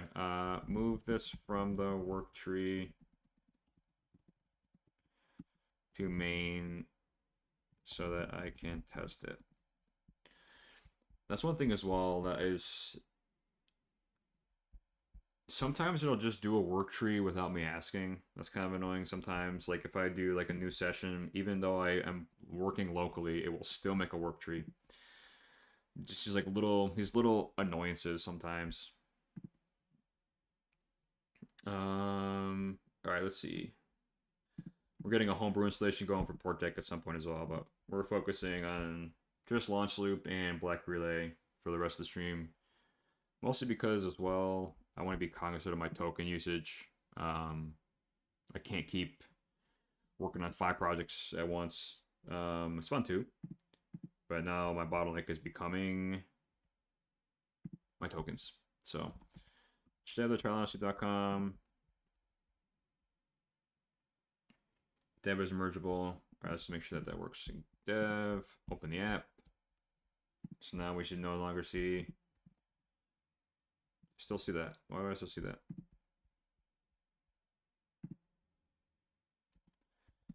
Did dev deploy? Let's see. Let's find out. Did dev deploy?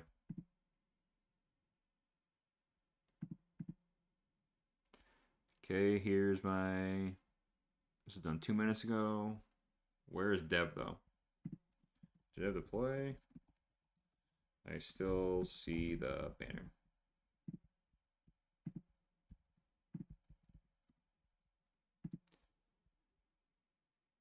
All right, let's figure out why that's going. We're gonna change the music up too, guys. We're going to the VODs don't get captured. I gotta let this one go. Which, Brant, if you're lurking, this one's for you.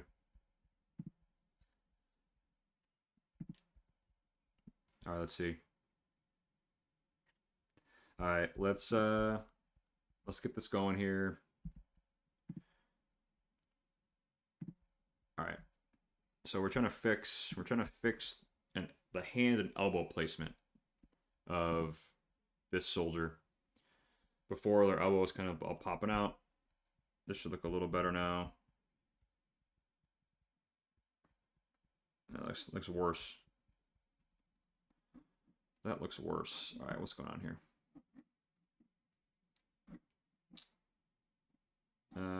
Shooting range. Wow, this looks way worse. We got reloading fixed, so reloading actually takes the magazine out. But this, I'm trying to fix this like crazy elbow placement and this and hand placement. It still doesn't look very good. It looks better from the aim down sight, kinda. This still looks not good.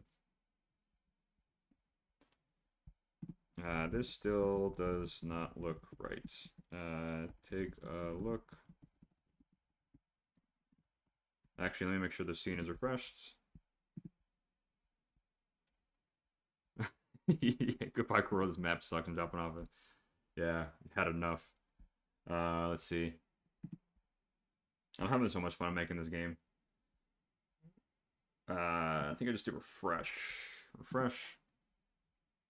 Oh yeah, we now have a better title screen. No, it didn't help.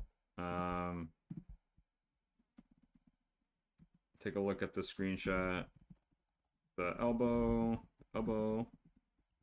still looks flared out, and the hand placement still looks weird. The ADS view is also not working super well. Looks like the elbow is now tucked into the player and colliding through them. Zulax, Hydrate, thank you. Appreciate you.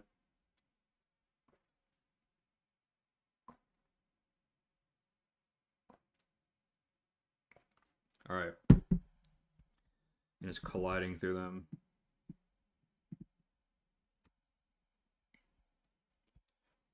Alright. We're gonna get our typical playlist going. Let's see. I gotta do this just for the memes for yesterday. I thought the song played, and it did, and I didn't even notice. So you guys got it again. All right, let's see here. Yes, always allow for Unity. Always allow for Unity. Why did that deploy?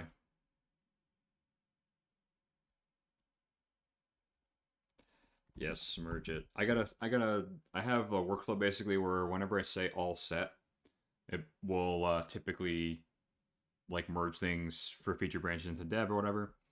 But one thing, I need to get those rules set appropriately for each one of my projects. So when at the end of a session, when I'm ready for things to go to dev, I just want to say all set, and it will automatically open a feature branch to dev, and just automatic merge it.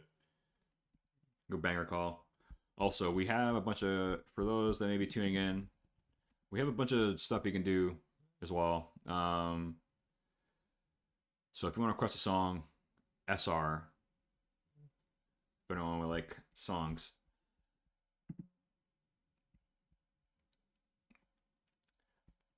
There's what's the movie that this song was in? It's not this version of it.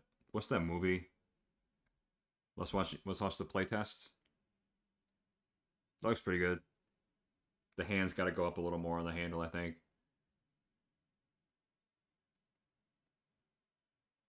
That looks pretty good, actually. That looks pretty good. What's up, Kira? Still lurking, dude?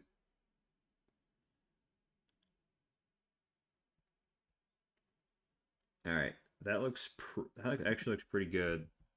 I want to make sure it's not fixing that too much.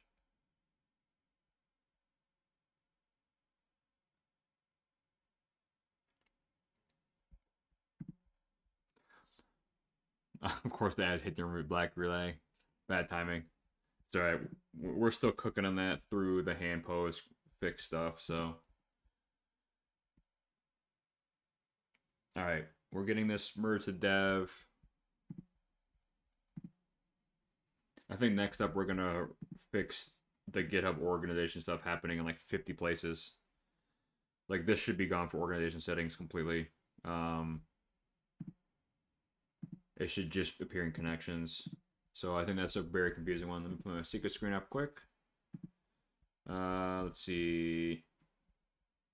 Remove all instances of connecting GitHub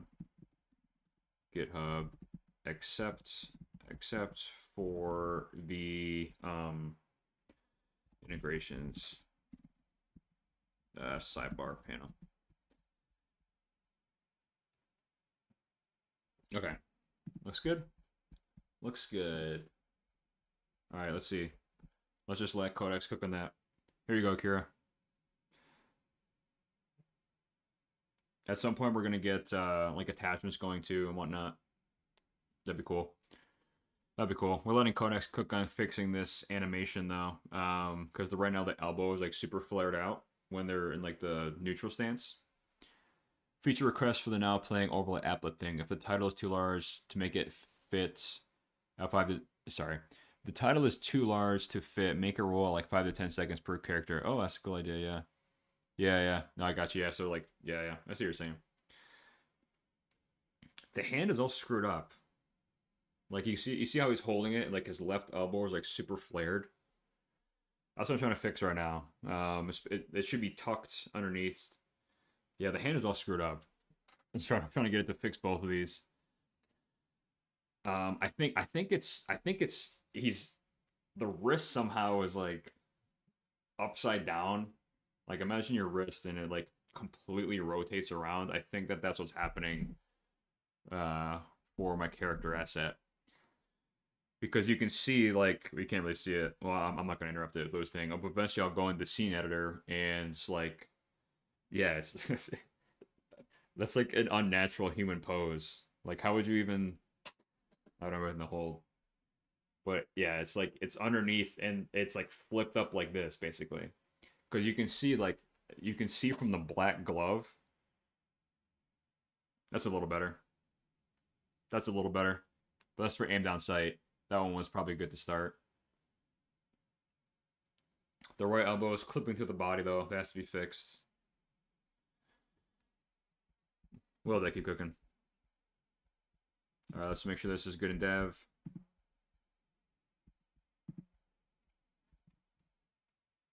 All right, we're good. Okay. Looks good. Merge dev to main through pull request.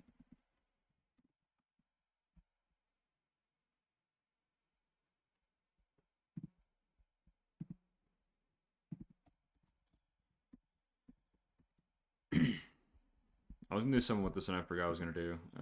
Let's see. Oh yeah, standalone billing.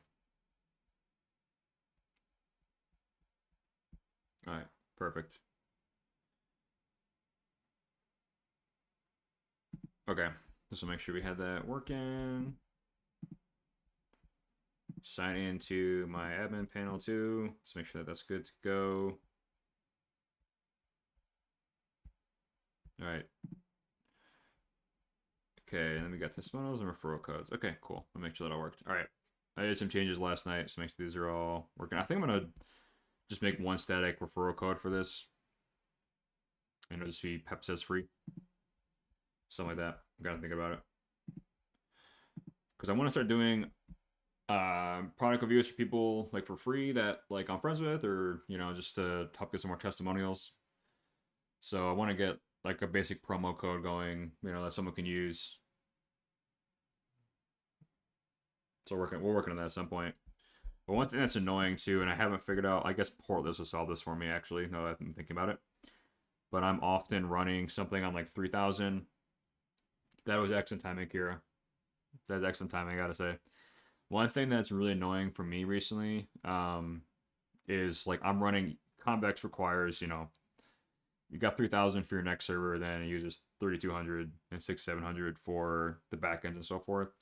So if I wanted to, for example, start my PEP reviews server, like those ports would conflict automatically. And I could set them to like run on like 3,200 and like increase the ports and whatever. Yeah, I missed that. You're right. I missed that. Okay. But yeah, I gotta think about that. And I think the solution, honestly, is just portless. I think it's just portless. And stop thinking about port numbers. And I think that's a natural next step for port deck. So work on that later. Let me make sure that that's working for the queue. Okay, it is working, Akira. You are getting queued up.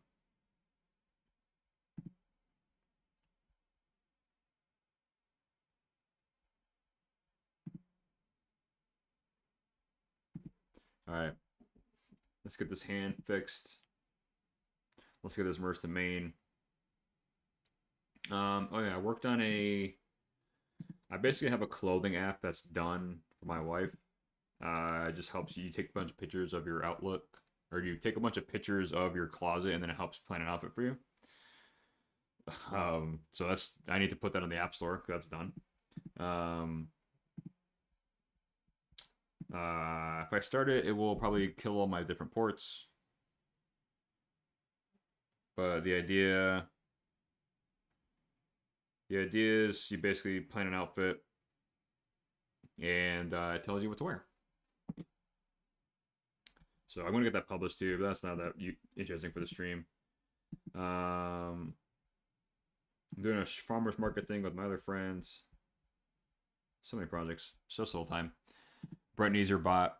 We've been thinking about actually doing like a shared overlay in some capacity. So basically, like, all the code that I have for my overlay and whatnot, I just share with him, and then open source that too. Just, hey, you want to have my overlay? Here you go. A deep ghosted Spotify. Yeah, there's always something. Ooh, that looks better. Look at that. But his hand is still upside down. His hand is still upside down. What's the Strolly video from behind everything? From what, sorry?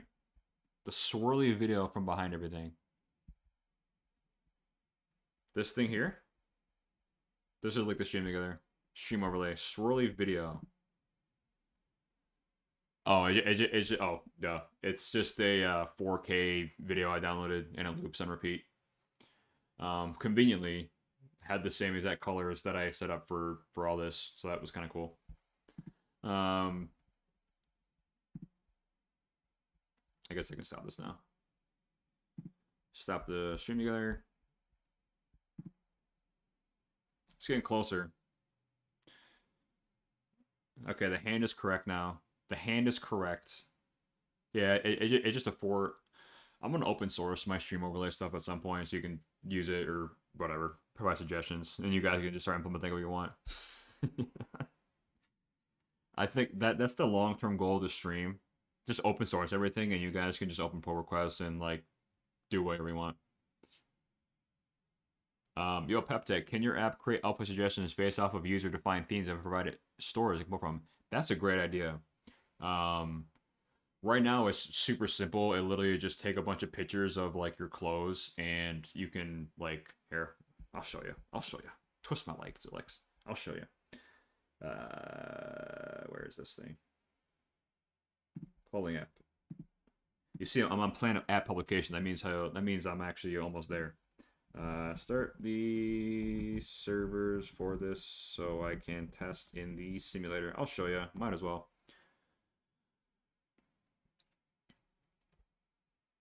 I use it for my wedding to attend. Hey, dude, you getting married? Congratulations, man. To send attendees alpha suggestions. That's a good idea, dude. That's a really good idea. Yeah, right now it's more just like, what do I wear today? What do I wear this week? I'm going to plan my outfits. April of next year. Nice, man. Congratulations, dude. Congratulations, dude. Like, that's awesome, man. You excited? It's coming up, man. It's going to come up fast. It's going to come up really fast. Congratulations, Ulex. Good for you, man. Excited? Nervous? It's, yeah, man. Congrats, man. Yeah, dude. You got me thinking, those Ulex. Yeah, that'd be cool for like themes. And having some kind of store integration. Super excited, a little nervous, yeah. That's how I felt too. It's mostly exciting. It's mostly exciting and stressful. Super stressful. I've got a crazy wedding story that I will tell one day. But it's very long. It would take me a long time to tell. And Zulex, I'm confident that you'll end up having one too. It's nutty. Yeah, congratulations, Zulex. That's awesome, man. What you should do, Zulex, is sure if you and your partner are thinking about it. Like write letters in and invite like Chick-fil-A or like whatever places you eat at or shop at, and they'll send you free stuff. We got like a Chick-fil-A gift card. It was sick. Here's that wedding hack, Zulex. Okay, I'm sharing a wedding hack. Ready? I don't know if they still do this. Like, find their email or like a handwritten letter, send it to their corporate headquarters, and they'll send you free stuff. Not sure that works in Spain. Fair. Try it anyway. Invite people to your wedding. See what happens. Okay, we did this LMNT, and we said, hey, we're getting married. Like, we use this, like, just like hydration, whatever, for the gym. Stay hydrated. They're pretty expensive. A 12-pack for $22, that's wicked expensive. And we fill out, like, their event form. We said, hey, are we getting married? They sent us, like, probably close to 1,000 of these packets. And we didn't hand out all of them at our wedding. So we have, like, a lifetime supply of LMNT. So there you go. Do some research. You will get free stuff.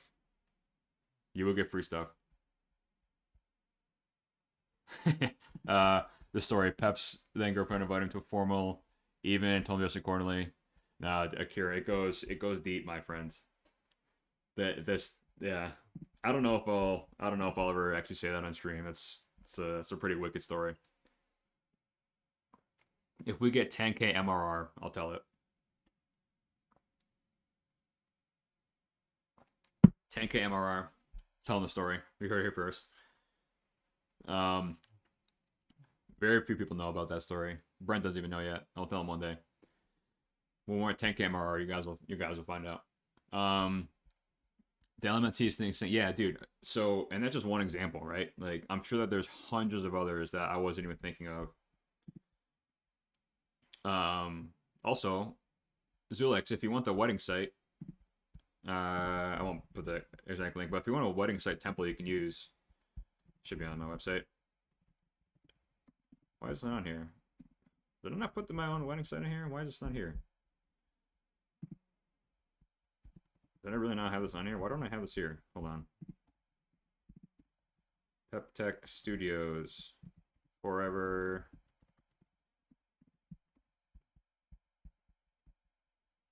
Yeah, right here. Wedding website. PepTechStudios.com. Just scroll down the page. ForeverPoplinski.com. You can use a template if you want. I actually built this pre-AI. This was when AI was available, but I took a bootstrap template and I modified the hell out of it. But yeah, if you ever need a template, feel free to use. I actually submitted that template to like a wedding template registry, and I was like, hey, like I spent a lot of time on this. Do you want this? And they never got back to me. But yeah, if you're ever doing a site, feel free to use that if you like. I don't know. My gut read of element tea is like lemon tea. Yeah. No, it's me and my wife are very happily married. Everything is great. But it's there is some deep lore. Once you get to 10K MRR, you guys will find out about. All right, this is taking forever to merge. Let's get this hand pose going. Come on, hand pose. I don't know why in this visualizer thing too, like it looks terrible in this. Like everything is super pixelated. Maybe it's because it's zoomed in so much. Maybe it does look that terrible actually.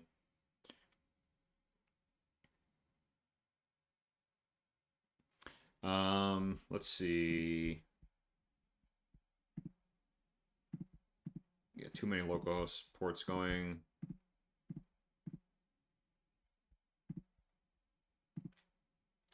Let's merge here. Come on. Oh yeah, okay. Clothing stuff. If I did want to do a spring and nature theme because we're doing it in an event hall instead of a biopark with a spring flowers and full bloom, yeah, dude, that is. It's fingers crossed things will be in full bloom for you. Weather's always like a roll of the dice, you know, especially like springtime. Like we got really lucky too. Like I think the weekend before and weekend after it rained, and we had 3 days of just beautiful weather. But it's impossible to time that stuff, you know. That sounds really cool. An event hall in a biopark. That's pretty sweet. Let me show the app, Zulix.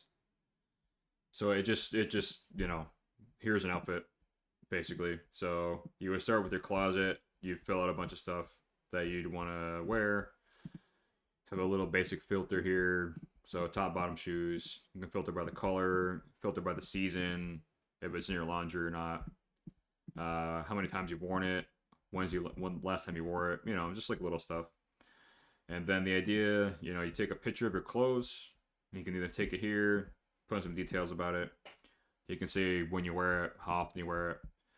And once you get all that populated, you can do one of two things. It'll just tell you like what they suggest for today. You can say try another. You know, you can say I'm wearing this today. Cool, you're wearing that. Now it's in your calendar. So today is 22nd. Tell you what you wore. You can rate it. If you love it, it was fine. Wouldn't wear again. And you can plan your outfit from this screen too. And the interesting part, which I think is probably the most valuable, you can plan your week out. You gotta clean this UI a little bit, but you know, you can just it'll just suggest outfits for you based on your preferences. That's the idea. Just made it for like me and my wife, and we're dog fooding it in public, baby. That's the idea. Just help you plan your outfits. Yeah. So it's just an outfit planner basically. I'm not sure about the clothing coordination instead of telling you to wear system landscape as your top. Yeah. You guys want to try out the system landscape smoke? I'm in. Let's wear the system landscape smoke as our shirt today. We can also wear our legacy all season top. That'll sound like some real expensive fits. Yeah. Not the same concept. Yeah. But, you know, it's basically just like an outfit planner. Someday maybe we'll have some interesting store integration or something like, and kind of like what you mentioned as well as it looks for like themes and stuff. But yeah, right now it's just you know, an outfit planner. Nature's Garden Snacks. Oh, those have the wicked crumbs. Nature's Garden Snacks. Are these the Nature's Garden Snacks? Nice. There's just one like granola bar thing, and it just is constantly producing crumbs. there's like a meme If you guys know what I'm talking about, you know what I'm talking about. But it just crumbs, just like crumb granola bars. All right, content page. Okay, so that looks good. We're still cooking on getting this hand post stuff fixed. Also, guys, does anyone know where Talented is? Been Miss Talented here. Is he on his road trip? I know he's doing a road trip at some point. I'm missing him. Normally he's yelling at us to market. What should we have to? Yeah, he's on a road trip now, Kara. Okay, that's what I thought. Something I think, yeah. I don't know if it was this week or next week for 2 weeks. Yeah. I missed the star marketing. It's good motivation for us. All right, so it looks better. Okay, the noise is getting reduced. We're gonna reduce the noise even further. Okay, we are going to. Let's see. We are going to move the beta toggle section and move image and video both into coming soon.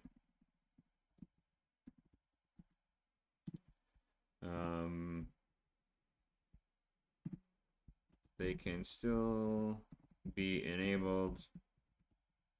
They can still be enabled, and make sure the beta badge comes through as well.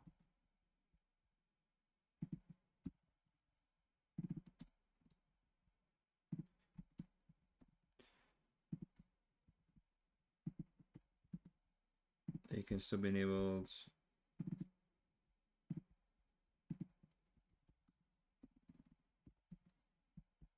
All right, we're gonna try out that plan mode. I'm gonna take that suggestion, see how we do. One thing I've been just started doing, you guys are probably noticing. I used to always do the voice dictation for most of these features, and that still works. But I found that I'll just like something about typing. It just, I don't know, helps me formulate my thoughts a little better sometimes. And if it's like really concrete stuff like this, where like, I don't know, I just found typing. It's crazy. It's like I thought I'd never type again, but now I'm typing more. It's very weird. I don't know. It's hard to explain. Same thing with Userlix. Yeah, just don't play and just do it. Make no mistakes. Exactly. Yeah, dude, I don't know. It's something about just like the act of typing. Like, yeah, I don't know. And I have noticed actually the voice dictation has been failing on me sometimes in ChatGPT. So I'm like, all right. I lost like a pretty significant prompt that I put in, and I was like, all right, screw it. I have Whisper Flow. What do I have? I use the other one, Super Whisper. I just, yeah, I like, I'm liking typing. Yeah, typing makes me do more well thought out message prompts. Same here, dude. I've used both Whisper Flow and whatever the other one is, Super Whisper. Yeah, yes, exactly. It's slower. You can formulate your thoughts better since you have the time to think and reread what you write. Exactly, instead of blurring out an unorganized stream of consciousness. Yes, I agree, 100%. Sometimes if it's like a really easy thing, like I mean, this would have been a good example of one where like I didn't really need to have voice dictation on, or maybe I could have used it, but yeah, I don't know. Something like typing. So you're gonna see typing more. Helps me really think about the things as I'm doing them. I remember hearing in the context of spousal arguments, taking a beat and texting instead of talking is actually better. Yeah, dude, that's interesting. That's interesting. Yeah, it's funny. Sometimes when I was doing voice dictation, like it'd like pick up backgrounds like from the TV or something, or like external audio, script the prompt. Pro Eagles. I do that with voice. Being long pauses when thinking handles beautifully. Yeah, yeah. I'm not saying I'll never do it again, and like you might literally see me do it in like 10 minutes. But yeah, right now I just get into typing. I like the typing. And the thing too is like you could do both. You could do both. You could type and talk. Like, I I have my own Super Whisper CPP and custom setup prompt does really well. Voice in your phone. Yeah. I'm actually considering getting rid of like canceling my Super Whisper or whatever subscription I have, and because yeah, now the voice dictation is pretty good on ChatGPT, Codex, whatever. So yeah, I don't know, and I feel like if I stop typing, I'm gonna lose that skill, and like I still need to type, obviously. So I am typing. Just it just helps format those thoughts. I think especially for like a very sizable feature, uh, both get the job done. But all right, let's get that going there. How's the hand pose coming? I think the hand is still like upside down.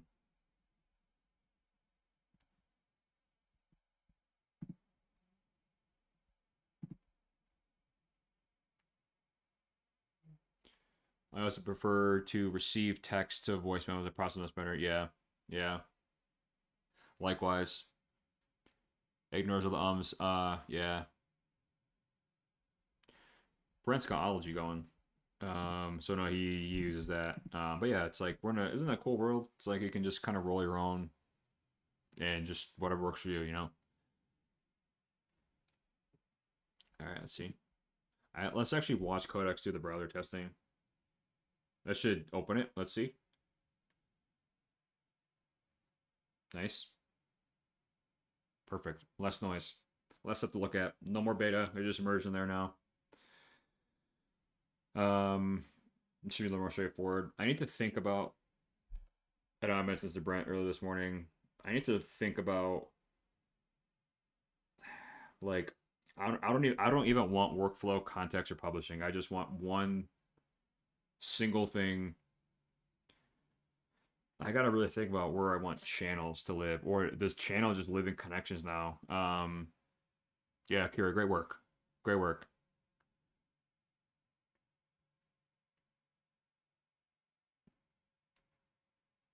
Connections. What do you guys think? What do you guys think makes the most sense in terms of like a left sidebar here? I basically eventually product and voice will get merged likely into connections. Maybe it won't, I don't know. But it's weird because like your publishing place is technically a connection. So do we even need a channels screen? Does connection just make sense to have like, you know, like Brent's input, I'm output? Does connections now just have like, your source destination kind of? That's kind of where I'm leaning. Like a source and destination. I think that's what we want to do. Source and destination. And then on the screen, we got to figure out how we do that.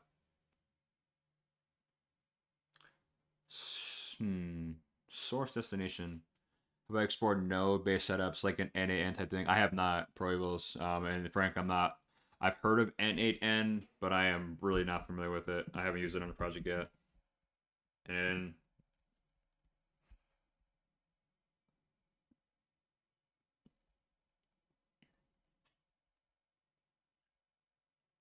interesting.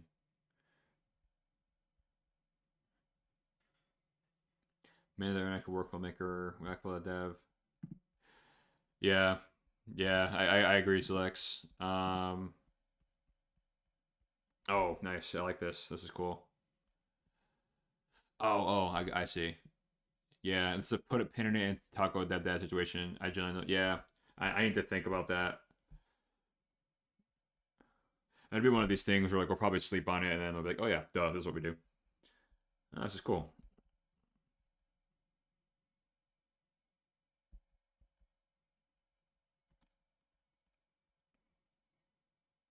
Thank you for sharing this. I'm gonna make note of this, Parables. This is cool.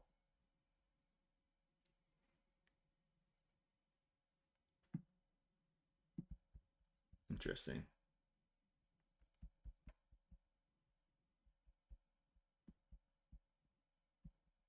It's a great song. This is a great song. We have this job system, but I do wonder if there's an opportunity here to like use this and like just like fully visualize the jobs, like how they work. This is cool. I'm gonna talk about this with Brent when he's back. Let's see screen quick. Maybe I'll just start a Notion. Maybe I'll just start a Notion for like stream notes. I do think that would be cool. Instead of having to flip over to my notes every time I have something I want to look at. All right, back. Yeah, I'm thinking about this. I guess my gut right now says move. Maybe just move channels up into workflow.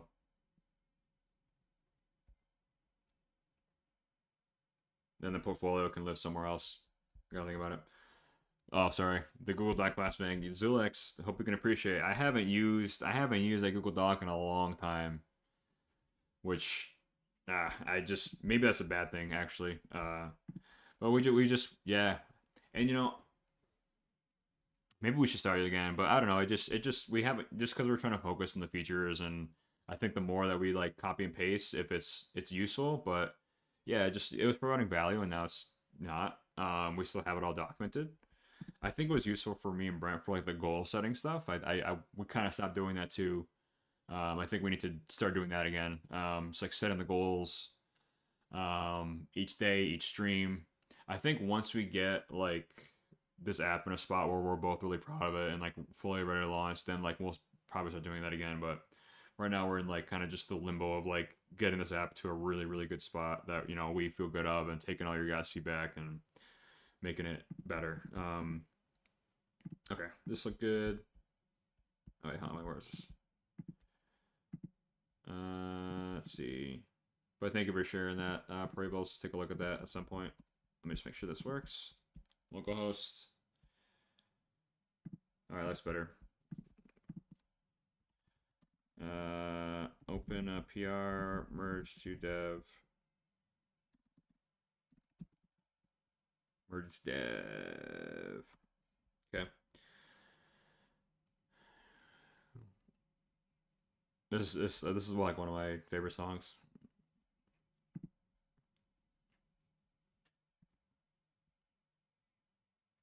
You see this in linear, introducing loops. I don't really know. It's basically the idea of like looping now in linear. I think that's pretty cool. Introducing loopies.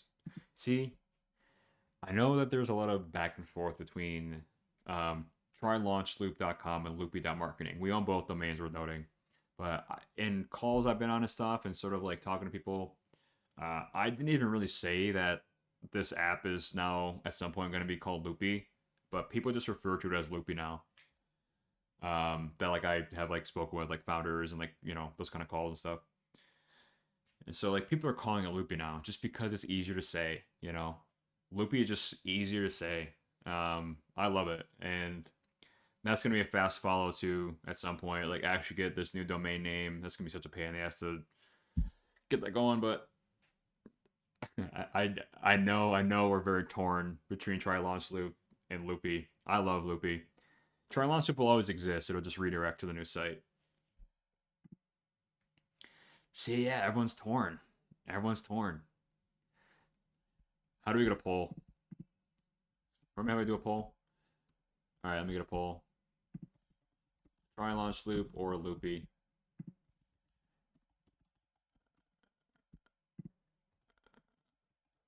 All right. Get it going. I'm pretty sure we're doing Loopy. But I'm curious everyone's thoughts. So vote in the poll. Do we like Try Launch Loop or Loopy? I think we've probably already done this poll before, but curious everyone's thoughts now. I like Loopy. My dislike of Loopy is purely from companies trying to characterize their brand. Loopy sounds like a character. That's kind of what we're going for a little bit from here. Not in like a childish way, but like Loopy is kind of our mascot a little bit. You know, like this little Loopy dude. We're kind of embracing some of that. Kind of, not really. You know, it's, I don't know. It's just a chatbot right now, and like Loopy is your chatbot you talk to. I don't know. I just like Loopy for the name, honestly, just because it's easier to say in calls and stuff. But that's fair. That's fair. I think if it can be done tastefully and it can be done poorly, you know, like if I don't know, I see both sides. We're 50-50. 50-50. But you know, it doesn't matter the name. You know, it doesn't matter the features. You know, it doesn't matter nothing. Nothing matters except the freaking marketing. So, but we'll see. I like Loopy. All right. Hopefully this hand stuff is fixed now. Only two people voted. Yeah, polls don't really get a lot of votes. That's okay. Okay, this is looking kind of better. No, it's not. Okay, the left elbow's looking better. This is still all screwed up. What the heck?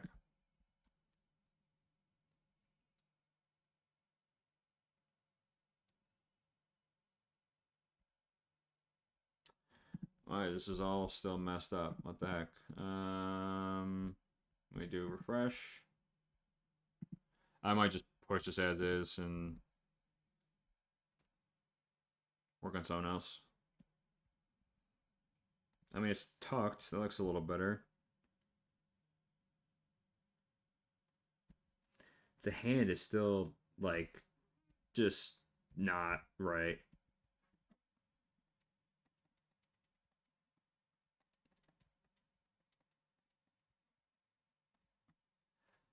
So yeah, legs take a couple shots. Headshot one. Should be like 2 for torso. Alright. Alright, so left elbow is still messed up. I think I'm gonna do a new session for that though. I'm gonna do a new session for getting this left elbow because it's just still not right. But we're loading, looks better now.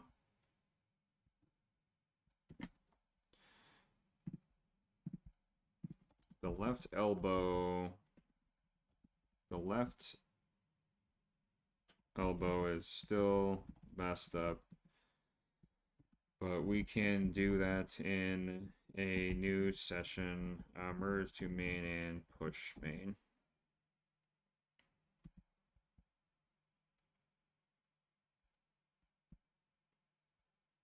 Left elbow and left hand is still messed up. Alright. So that is still not working super well, but all good. Get that done on next. I just know if I continue in this prompt in this session, it'll continue to get confused. I'll plan it out in a new one. Julius, I think that polls only work if you train your viewers to vote by making them a constant feature of your stream. They'll just get ignored. Yeah, most people lurk and work, which is what we expect here. So I don't understand polls use a collab of 2 or 3 per stream. Yeah, it just it's just for fun. Don't expect like a lot. And again, it's fully expected people just lurk and work here. So that is the expectation. So that's probably a lot of the reason why people don't vote, which is fine. Good with us. Lurk and work. Is that a domain name? Don't make me buy it. Don't make me buy this domain name.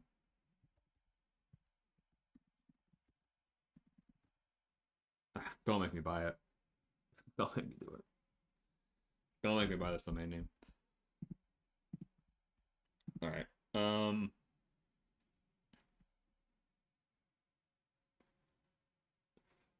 Okay, so we're pushing that. I think next up we want to do the left elbow flare thing. Actually, let me show you guys the gameplay loop here in a second. It's working a little bit better. Okay. Alright. I'll just get that going. Alright, so here, let's take a look. Let's see. Reset this game scene. Reset this game to the main title screen. Set up the shooting range scene. Yeah, today wasn't a meeting. That's what I do. Yeah, dude, I'll go do Lex. All good, dude. Yeah, like don't ever feel bad, like late, whatever. Like all good. Like people got lives, man. Lurk and work. we do something interesting with that? I'm battling shiny object syndrome as we speak. Lurkandwork.com. I don't know, it's just something I say. But maybe it's like a don't even get me started. Don't even get me started. Just like an aggregation of like cool streamers. Don't even get me started. Alright, this is still dev to main. We're moving that to there.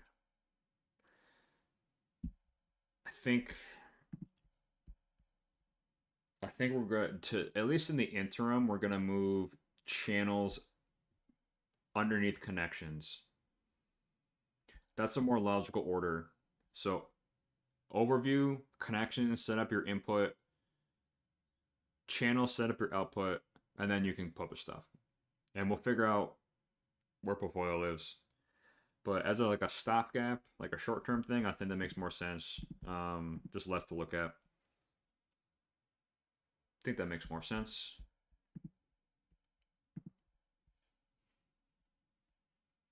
God, this is taking forever for these.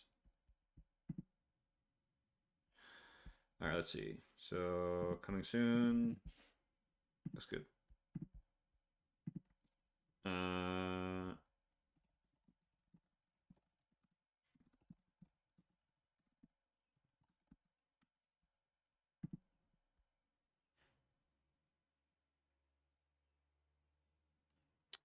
Premier, do you ever chat with Codex as the design partner or rubber duck here, or choose to build what you want? Good question. Yeah, sometimes. Most of the time, like I think what I think, I have a pretty clear vision, I guess, of like what I ultimately want Launchship to look like. I should probably start using Codex though more as just like the hey, like, what are your thoughts on this? What are your thoughts on that? I certainly could, right? But I think for me, it's more of like we're in a spot where you can kind of just continue to fall forward on stuff, like even if it's not quite what you want. Like for like a good example, Premiere is like all the V1 post stuff that we just ripped out. It's like I kind of knew I wanted to delete all the old legacy code. I wanted to delete every table that used that old stuff. Maybe that would have been worth a little bit of a back and forth as like the rubber ducky session or whatever. But I kind of knew exactly what I wanted to rip out. Sometimes I guess Premiere, what happens is like I'll start on something, I'll start on a feature, and then it sort of becomes like that rubber ducky session, I guess. Yeah, so I guess I do. Yeah, like sometimes I'll start something and just ask a bunch of questions back and forth on how this thing works and helping design this, and I'd say it's a mix. I'd say most of my sessions are around around that. Yeah, I guess. Even now, you can discuss your situation, gaining users, onboarding, simplifying, cleaning up. Yes, agree, Premier. Yeah, no, absolutely, and I plan to do that actually. I think the good news is we've gotten a lot of feedback from all you guys, from like real users, like real potential users, right? But yeah, I'm gonna plan to do that today actually. I'm gonna plan to do that. And you know what?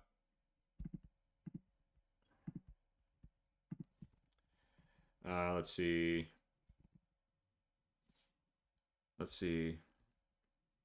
All right, let me find docs. Just because I don't want to keep putting my secret screen on. Let's see. Just because I don't want to keep putting my secret screen on because it's annoying to go back and forth. Let's see. That is a really good idea though. I don't even know where to put this anymore.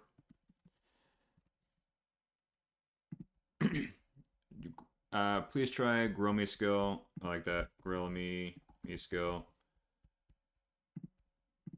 Let's see. I gotta clean this document up. I gotta clean this document up. Should only be basically goal setting for each week. I gotta clean this up a ton. And stream notes. Give me 1 sec, guys. Make sure this is still going. All right, let me get this black relay going real quick. Plan. I want to update the right hand placement. Let's see, shooting range.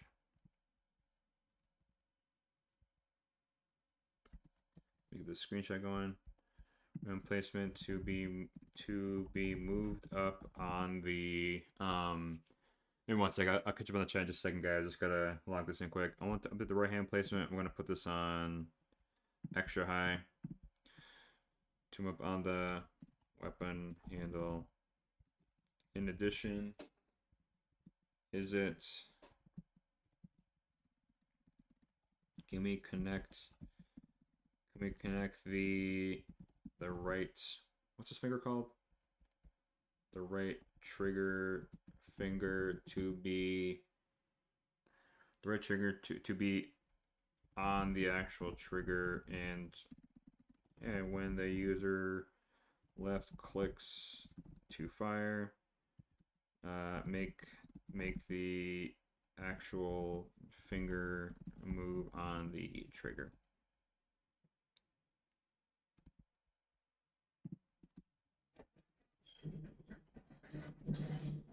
All right. I'll be right back, guys. I'll be right back. Gotta say goodbye to the wife. And I will catch up on chat in a second. I'll be right back, guys.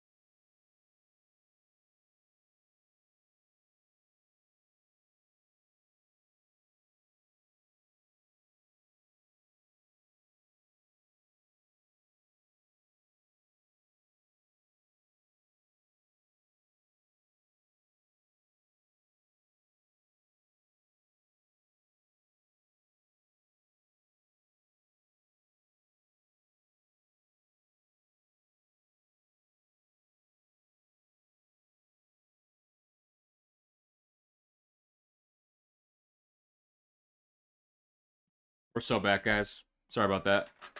Had to say goodbye to the wife. She wasn't feeling super hot last night, so to check and make sure she was doing all right. All is good. Hey, Radar Vertox, how you doing? Hello. First pep chair. We got the pep toilet stream, so at least you can enjoy that beautiful "Be Right Back" screen. Yeah, she's all right. She just wasn't feeling super hot last night. Hugging the toilet a little bit. Okay, let me catch up on chat here. Premiere, I'm pretty much solo dev now, so I have an HQ, which is overseeing all the different repos and services we have, has a whole scope approach, and obviously in each repo, more specific to each product or service. Got the grooming skill that is written in stone. I gotta try that out. Probably will check that out. So business engineering, roadmaps and decisions really benefit from back and forth. We're smart, but we don't know everything, so it's giving the person back and forth. But yeah, good news is I have Brent too for a lot of stuff. But yeah, I like that strategy a lot. And Grill Me, thank you for that. Proyables, take a look at that. Matt Pocock, check him out. Yeah, all right. Yeah, just I don't know. It just wasn't feeling good. Matt Pocock, let's see. Skills for real engineers. Wow, holy smokes, 10.5 million.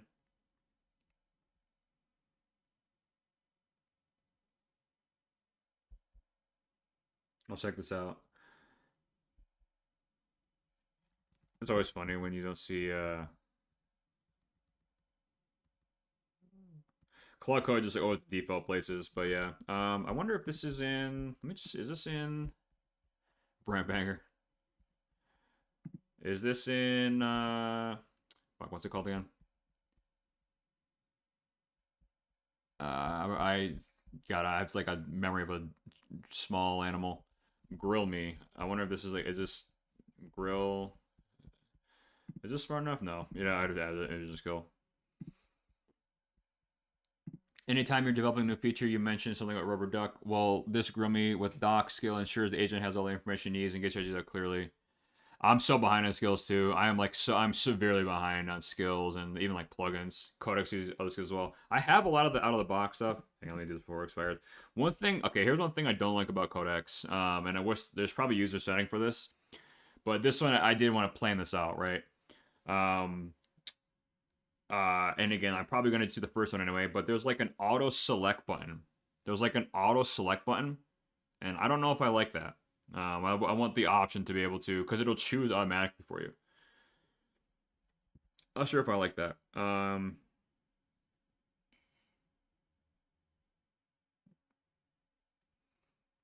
Do we want to care about the outside guard too? Finger moving, triple over firing. I don't. People that shoot guns. Should we do the outside guard, or would you have your finger on the trigger all the time? Outside guard or trigger all the time?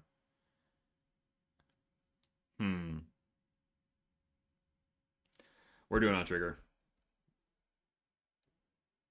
Yeah. See, I'm choosing the first thing that it recommends anyway, so it's like it's typically is what I want. One thing I recommend: keep your agent MD as lean as possible. That is useful. Pro Evols. I actually, Gary Tan had like, I kind of went over and did what he did. I have this like, sorry, flashbang alert. I have this agent context GitHub repo essentially, and it maintains basically 3 files right now for me, like a soul.md, agent.md, and user.md. And it's basically everything, all my preferences, how I think, how I talk, how I write individually for each channel and whatnot. I need to revisit that. I honestly haven't looked at that probably in like 2 months, so that's probably really bloated now. Yeah, I'll take a look at cleaning that up, and I think that system now Codex can probably do most of it too. I'll take a look at that as I remind myself. Clean flashbang alert. Clean up my agent context repo. Ensure it's actually being used by Codex. And Codex can probably make all these durable memories and whatnot too. But my thought was like, put it in a GitHub repo somewhere, version control it. Yeah. I got to do some workflow optimization for sure at some point. I'm long overdue. Closest to guns I've ever shot is paintball guns. I've never shot a gun myself, but I'd like to go to the shooting range at some point.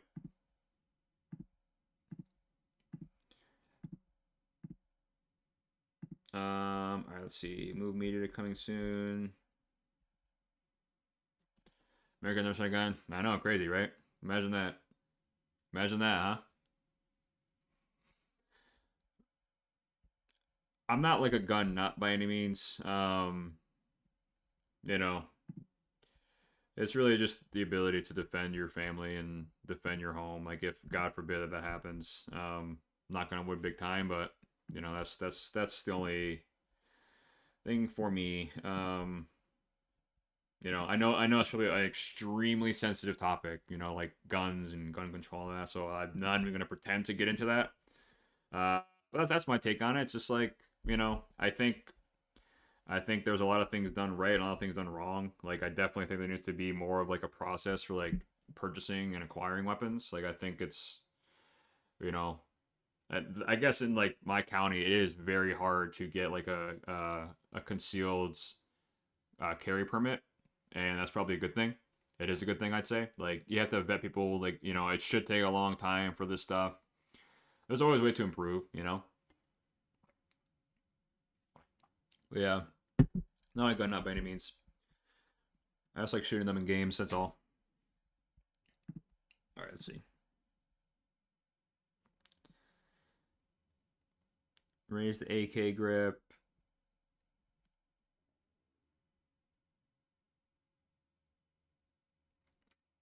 All right, we're gonna get the trigger finger going.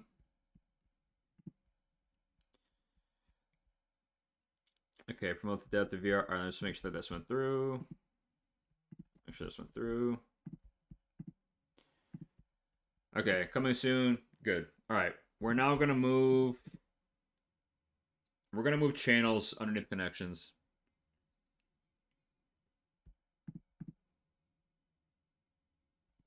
I just gotta think about that a little bit.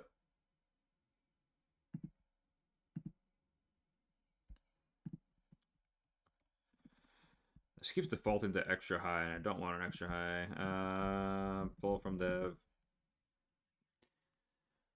Oh, remember the people who said that if you play GTA, you become a mass murderer? Those some crazy takes. Yeah, I agree. I think, yeah. I mean, there's no correlation for me. Like, if you're like a mentally stable person, uh, yeah, like how are they correlated? Now, I guess the thing is like if you're someone that's mentally unstable, right? Like, yeah, but at that point, you know, I don't know. I don't know. I definitely agree that those are crazy takes. Like, but some people unfortunately can't differentiate like reality from like fiction. You know, like some people can't figure out what's happening in the real life and what's actually happening in a video game. Those individuals are unwell, unfortunately.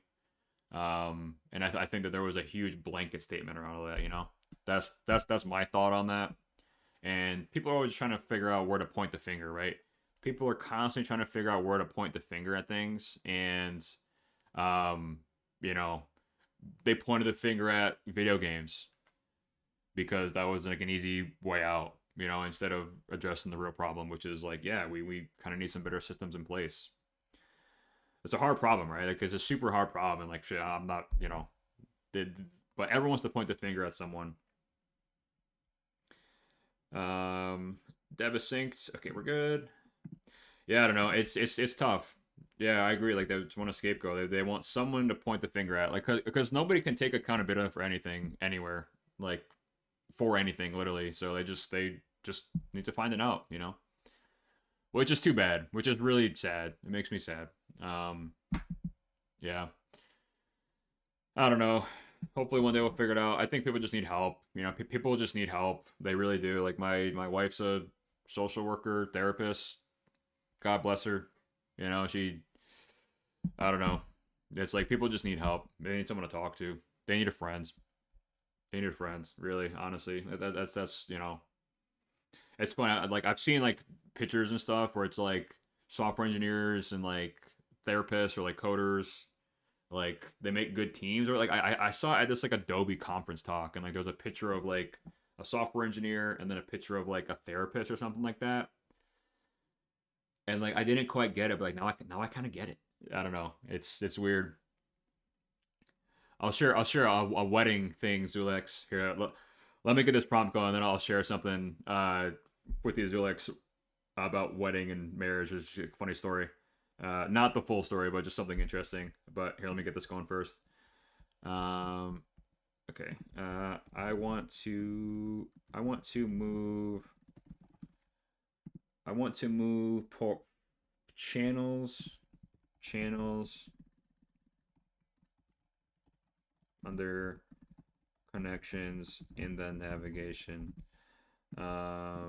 Oops, God. Keep opening Claude in accident. It wants to be used. It keeps the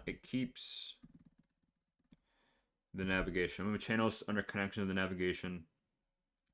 This makes more sense in terms of the overall user flow. I.e. they set up their integrations, connections, then can schedule posts. This is an obvious move. This is a clear move to me. However, I need to think about where portfolio should live, if anywhere. My thought is to put this under coming soon as well. Not sure.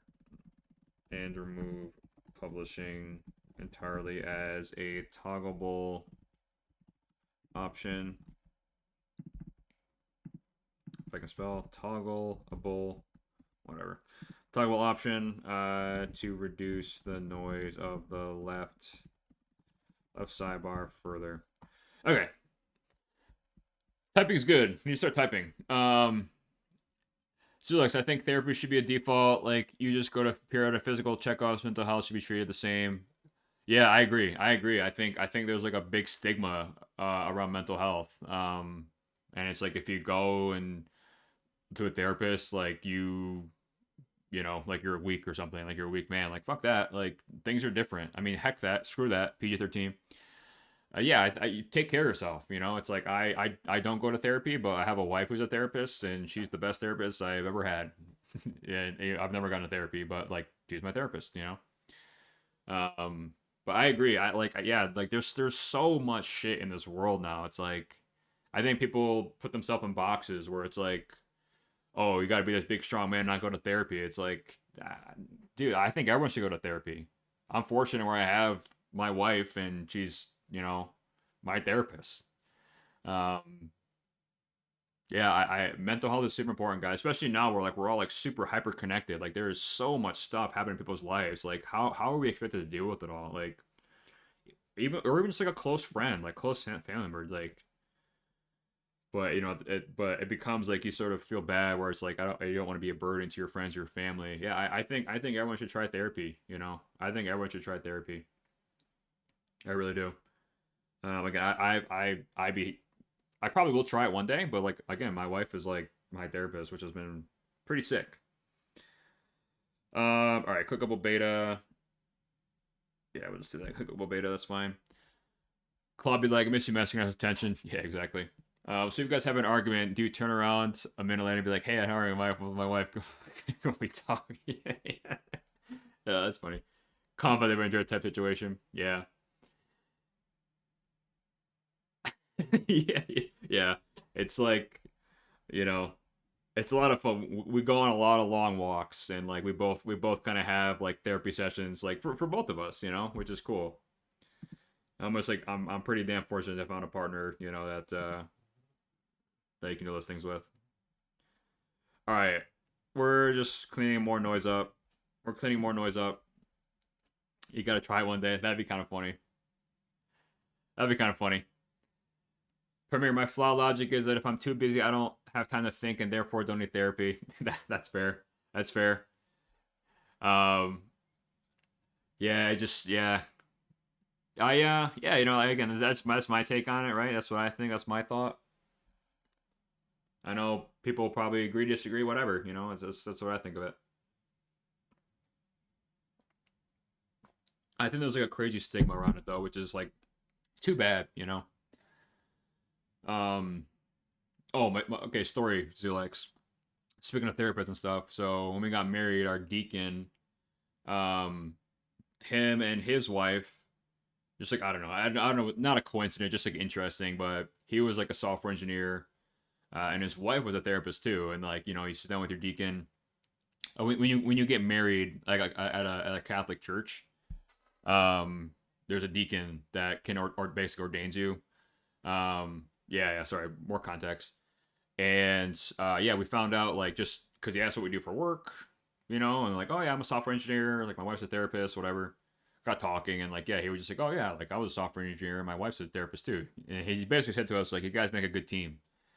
Because like him and his wife obviously made a good team too. So yeah, just small world stuff. I think it's while we're talking about like weddings and getting married and stuff, that was kind of funny. And then it's like fast forward, he had said that, and then I saw that slide at that Adobe conference that showed like a software engineering therapist, and I'm like, and it made me think of that moment. I was like, that's kind of interesting. I don't know, like just people can. I don't know if it's a coincidence. I don't know if it's whatever it is. I just thought it was really interesting. I mean, he was such a cool guy. He was the coolest guy ever. He was so nice. Wonder how he's doing. Gotta reach out to him. Um, yeah, it's funny. I feel like whenever like the solo part starts, we just like hang out, whatever. Literally have talked about gun control. Have talked about. We still talk about so much random stuff in this. I love it. I love it. Note to self: find therapist Jeff. That's a good one. That's a good one. Therapist Jeff. Tell ya. Maybe turn into therapist wife. Let's see. My wife is on I can't remember what those platforms are called. There's BetterHelp, like because she like takes clients on it. I'm mixed. It's whatever the other one is. There's another super popular one too. It's BetterHelp and can't remember what it's called. There's no super popular one. Gotta think about it. She's actually had some good app ideas for some of that work too, which I may make one day, but don't have Saudi object.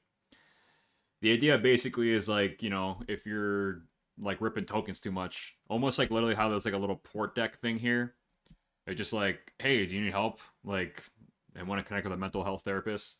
Like, click this button and talk to someone. So, I thought I was like, that's a pretty cool idea. Like, imagine like BetterHelp. Actually, is BetterHelp a plugin? Should we check? It will be soon. BetterHelp will be here soon. I can't remember the name of the other platforms you had. Like mental health will be. Oh look, mental health tools. Yeah, give it 3 to 6 months, and there will be a BetterHelp plugin here. Give it 6 to 12 months, guys, and it will be there. Even if Spain is a predominantly Catholic country, I've been secular since I was like 11. I didn't even do my first communion. I'm thankful my parents didn't press me to either. So I don't turn around for listening. No, that's fair. Yeah, I'm not super religious myself. I'm baptized, haven't had my first communion. Yeah, my parents never really pressed me either. But I don't know. I guess like later in life now, I'm like, I'm trying to see what's out there. I don't know if there is, but yeah. Guys, talk about AI therapists. Yeah, we do, Akira, actually, and I'm pretty okay with AI being in most areas of my life as long as it's disclosed. I am like pretty strongly against AI therapists for many reasons. One, because nobody's my wife. Like my wife works with like people that have been trained, and I know it's like probably two sides of the coin, but I mean, you guys have seen like the stories of like ChatGPT even, where they are being sued because it's given bad advice about situations and stuff. Like that's the shit that concerns me. That's the stuff that concerns me deeply, and I'm sure obviously they've corrected it, but I don't know. I mean, is that happening right now? I'm sure of it, right? I'm sure BetterHelp or whoever else is making an AI therapist. Yeah, venting to an agent. Yeah. Never had delusional therapy. Yep. Yeah. 40 did less damage to a ton of people. Hey, Tauntaun Beats, how are you? 4-0. Yeah. And that's what I'm referring to, Tauntaun. Yeah, dude, I don't know. I'm very strongly against like AI therapists. I think maybe that there's I don't know, man. I don't know. This is where the AI stuff gets freaky to me, right? It's like the AI companion stuff. that is super concerning to me. Like, because then people will just be living in their AI tools and like really not be able to know what's real and what's not.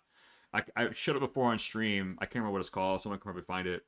But it's like literally like AI companion, AI friend. It's like that. That is wicked concerning to me. That is wicked concerning to me. Dr. Cody, what's up, man? Good morning. How are you, dude? Doctor's in the building. Premier insulting an agent for repeating this crew the feature is pretty therapeutic. Yeah, I've definitely been pissed off at my Claude before. But remember, guys, be nice to the robots. Be nice to the robots in case they rebel. I'm super nice to my AI friend. Remember Skynet, ladies and gentlemen. Remember Skynet. Yeah, you don't want hallucinations as well as HIPAA violations. Agree, Kilobyte. Agree. Yeah, dude, it just look. There's this really crazy world we're all experiencing, and there's this very fine line of like, again, my stance is I'm typically all for AI as long as it's like fully disclosed how it's being used. If you guys haven't watched The Pit, that is a great show. And there's like an AI thing in that show. And fuck, I was gonna say there's a great moment in that show where like AI is kind of transcribing stuff, and it kind of mixed something up, right? And like this one doctor is like trying to push AI, and there's a lot of skepticism. I think it's a great reflection of that, dude. Kilobyte, yes, that show is so good. I know you like kind of work in a lab, I believe, right, Kilobyte? I remember you shared before. Sorry, I have such a bad memory, but I've seen the pictures you shared before. We're like working with the robots in the lab and stuff. Hospital, yes, thank you. Yeah, dude. So I'm sure for you, it's like, yo, like, that's super cool, Kilobyte. Dr. Cody, I'm in HCI. I literally reviewed a paper today about people using AI chatbots for therapy today. Dr. Cody, I would love to see that paper, dude. If you wouldn't mind sharing, if you're comfortable with that, I am super interested in that. The Pit, The Sopranos, bro, excellent TV taste. Thank you, dude. Thank you, dude. Nick Martin, what's up, dude? You should try Bodyman and Hot for true memory. Yes, Nick Martin. Yes, Bodyman. I need to get on that. I had that bookmarked, I think. Funny enough, I still have Peerpool in my browser tabs, or I use one tab, but Bodyman. Nick, share a link again, please. Share a link, because I am not going to find it through Google.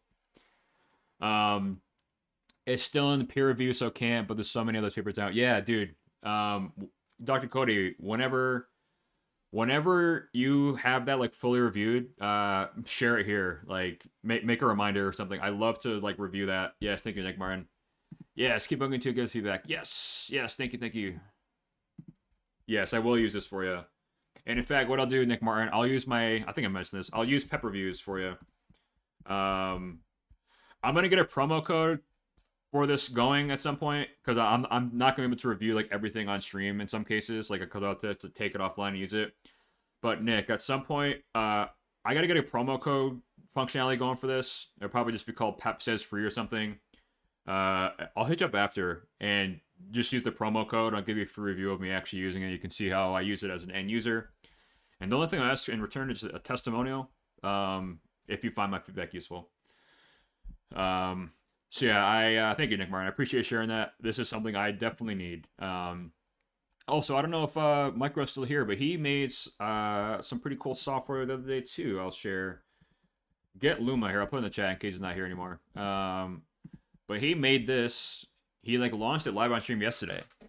I thought that was pretty cool. You can basically control the brightness of each one of your monitors. Oh yeah, ads. Yep, all good. All good.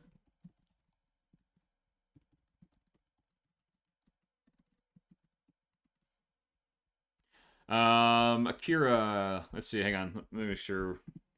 Gotta open this. 1 second, guys.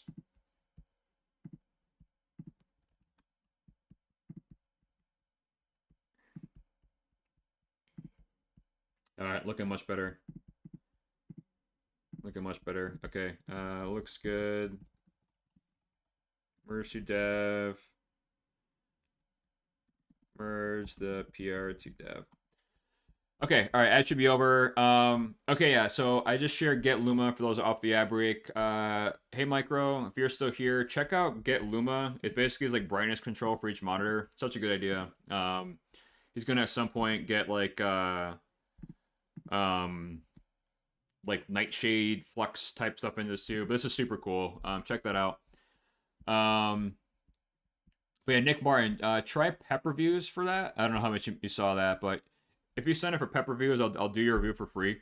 I got to get a promo code going for you. But I'll hit you up after, and I'll be happy to take a look at this and record basically me using that end to end. Back from that, as used to take over meme. Let me take a look at that. There's a lot of you today. All right, hold on, wait. Dude, what the hell is this, Akira? It's a giant duck. All right, I need. True. Okay, I get it now. I see. We're coming full circle. Yes, I agree. Be nice to your AI. Be nice to your AI friends, and they will reward you. I'm trying to work on my voice acting for because I'm going to be voice acting for Black Relay. So let's see. Hold on. All right. If I get this. Here, little duckies, have some bread. There's a lot of you today. The time has come. Do not fear, stale bread man. You have fed us. You will be spared. I gotta get voice acting, right? I gotta get, like, I'm not gonna pay someone to do voice acting, so I'm doing all the voice acting myself for my game. So I gotta start getting into character like this. So anytime I have something to share or whatever, why did the old man voice Einstein? See, the more characters I do on the stream as well, the more characters can be in my game. Like I gotta do voice lines for like a side quest guy, you know. I gotta do voice acting for like characters in the game. I gotta do death sounds, you know, which I've already done. Like, you know, I gotta do all those sounds like in my game. So I gotta get some reps in. So anytime you guys want me to read something, let me know because I gotta get some reps in. All right. Monster Me, I know this is off topic, but I meant to ask you yesterday, where did the iTunes like stingy particles visualizer come from background? Did you create it? I did not. I got that off like a 4K visualizer site that just, I basically created this whole overlay with codecs, like this blue and pink sort of, and then very conveniently, this 4K visualizer was the exact color scheme as my stream. So yeah, I can't remember where I got it. Actually, I'll tell you where I got it. Give me 1 second. Where did I get my 4K visualizer? Visualizer. Oh my god, I can't type. I'll ask you. Big dubs in the impressions. Thank you. Fairly Red. Nick Martin, dude, Bodyman is insanely dope. Yeah, dude. I want to use this. I don't want to set up on stream simply for the fact that like I'm gonna have to do a lot of setup and working on this other stuff. But I will get this reviewed for you, and yeah, I'm gonna start using this soon, dude. Thank you for sharing this. I'll give you a pep review for you for free. Overlay's great too. Thank you, man. Appreciate it. Yeah, it's a little too noisy right now, I will say. I actually thought about this yesterday. I am owed so many push-ups and squats, and I will pay this debt off. And I think a good debt repayment basically will be kind of like how Brent does it, where like it just fades in on the right sidebar. Because at some point I want to start clipping this for like Instagram, TikTok, and YouTube and stuff. And in order to do that, like there's too much stuff on the screen. So when it clips it, like it doesn't capture what I'm doing very well because there's like too much going on, especially in like mobile devices. So I got to think about that a little bit. But yeah, I have so much debt to repay off. Once I get in this new house and I hit a squat rack, I'm just gonna look to me like hitting like 2 plates on a squat should count for 225, right? That should count for 225 squats if we're doing dumb math, right? Yeah, I did debt repayment. Don't make me hit a set. I might have to. I'm so overdue. Yeah, dude. I would. Yeah, Nick Martin. If you haven't considered open sourcing that, you definitely should. And like, I'm speaking to myself. I want to open source like all of our code for like everything I've done over time. I just want to make sure there's no like. I mean, we're responsible. We don't have secrets and stuff, but sort of make sure like we're in a good spot to put that public, basically. So just something to consider for you, Nick. You know, maybe worth doing open source stuff if it's not already. Oh, also, okay. Here is what I use for... Isn't AI sick, guys? I told it I got this, so now I'll just share this. Here's my background. If you want to join the VibeWise overlay, at some point I'm going to open source on my overlay too. But let's just take a quick moment to appreciate this overlay, shall we? This is... It's literally the meta... It's literally my overlay background. I mean, this is sick. Yeah, the pixels, yes. I never knew what pixels was. Dude, this is like the iTunes visualizer. This is like the iTunes visualizer, dude. So yeah, hopefully if Pixels is awesome if you're looking to get into streaming. Also, Akira, start streaming. Everyone start streaming. Dr. Cody starting soon. Nick Martin does stream. Yeah, guys, start streaming. Start showing what you're building. I want to see it. All right, that's enough. Okay, what do we got to work on next? Hand plays are still going. This is taking super long.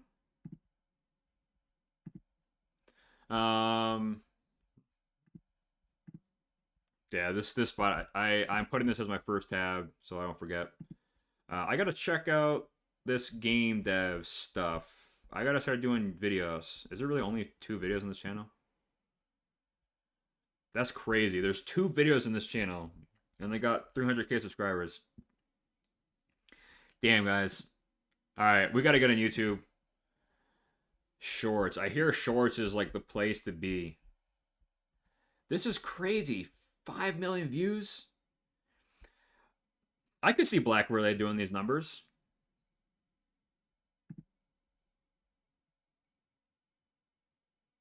I could see Black Relay doing these numbers. Okay. This is just... Alright, this is the form I gotta take. What I can do, which is super convenient now, I can just... Okay, I can, like, backfill this, you know what I mean? So I will literally get, like, my first commit where something kind of worked for Black Relay and do a video like this. We're adding it to linear because I will forget. Whoa, linear agent. Whoa. Yo, linear agent. No way. We're keeping this, baby. Add this as an issue. To create a video. Linear agent, first time using it. Let's see. Okay, we got a bug. Hit enter and it's still here for some reason.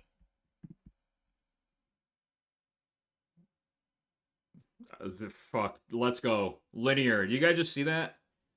This is where we gotta... This is the level we gotta get to, I think, for Launch Loop 2. Ah, so good. So good.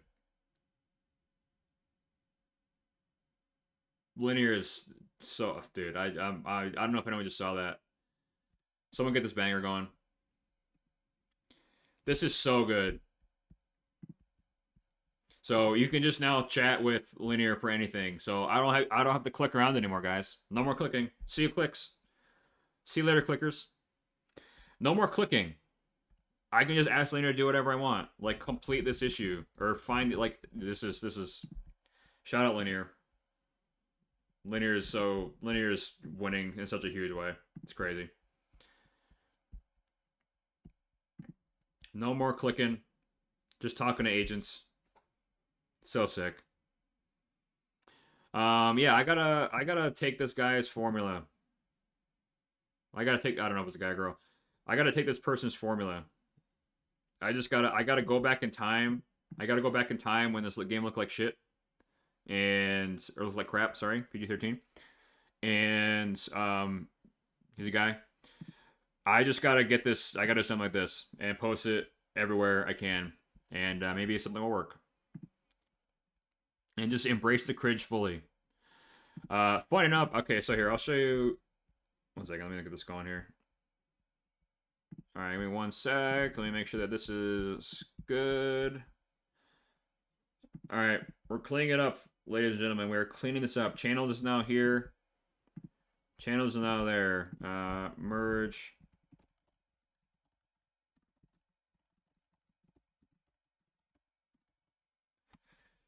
All right, let's get this hand placement going real quick, and then I am going to show you my crappy trailer, because you gotta start somewhere.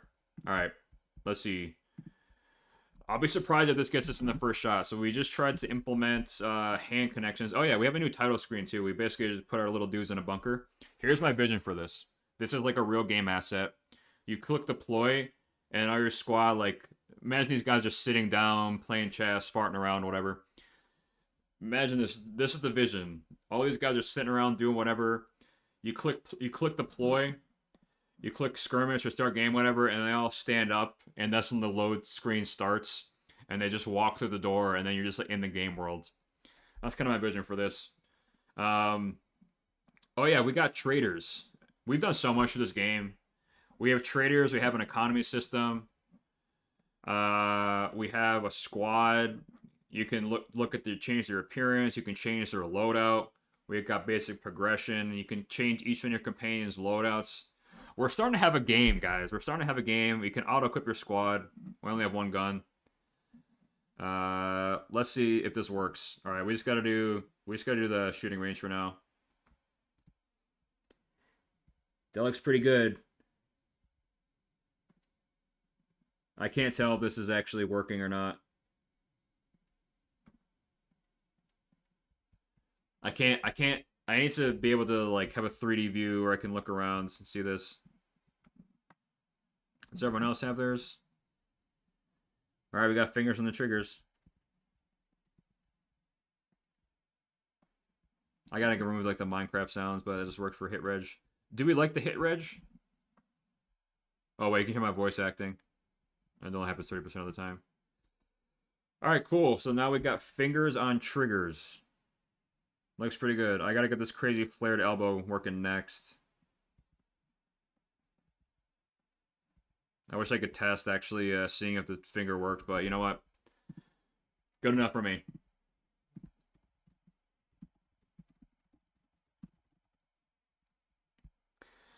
All right. So let's see. What next? What next we're gonna work on? Bottom end we got pulled up. Get Luma.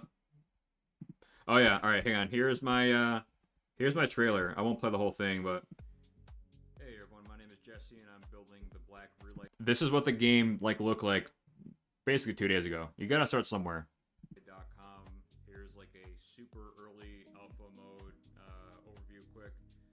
So the idea is you can customize your character today, so you can do a little customer characterization you want. But here's a little overview. You know, like it already looks different. Like, but the menu's totally different. Let's take a look at. You know, it's something, right? Like in this gameplay video, I end up dying and screwing up. Like, who cares? Just ship it. Who cares? And I look forward to looking back on this video and being like, damn, my game used to look like that. Damn, my game used to look like that. You know? Damn, my game used to look like shit, and now it kind of looks like something. Bravos, thank you for the follow, man. Appreciate you. My game used to look terrible, and now it kind of looks sort of okay. Guys, imagine this. Imagine, guys, give me 2 seconds here. Okay. Let me get this game going. Okay, imagine you're with 3 of your best buds. You're with 3 of your best buds, and you're waiting to get into this game. Pretend these guys are sitting down. Maybe they're smoking cigarettes, playing chess. I don't know. But imagine this is what you hear underneath it. Imagine this is the song and the title track.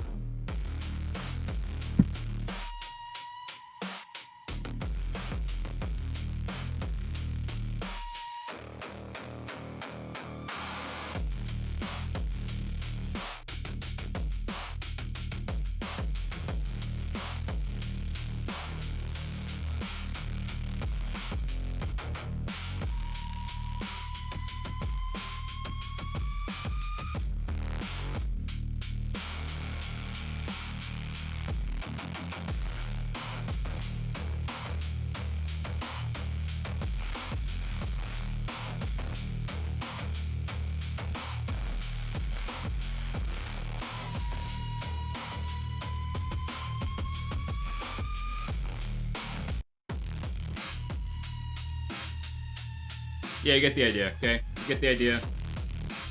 Imagine that. Imagine that. Suno is so sick. It's like I'm like shocked at the results. This is like the second version of this, but I like the first one better. I show my wife this song the other day because I'm like, I made this AI song. Like, I'm the only thing. It's like, it's probably gonna be stupid. And she was like, she was like, feels like I'm in a James Bond movie, walking away from an explosion. I'm like, yes, that's what we're going for. But I look forward to looking back at that video and being like, damn, this sucked. And now it's kind of sort of good. That's AI generated. Isn't that crazy? Also, what's up, Mimus? Yeah. The idea is like, you're in this bunker, you're hunkered down, right? And you're fighting these machines. The machines aren't even really in the game yet. Like, they're kind of there in the backgrounds, but mechs, like, all this, that's the end state for this. I'm just having so much fun building this. Contorted backwards.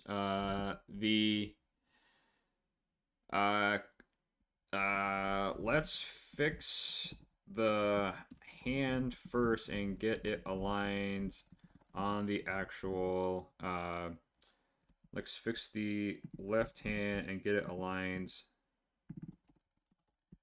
on the actual gun. If the left elbow contortion needs to be fixed as a result, we can do that now too. But based on the character model, the glove palm is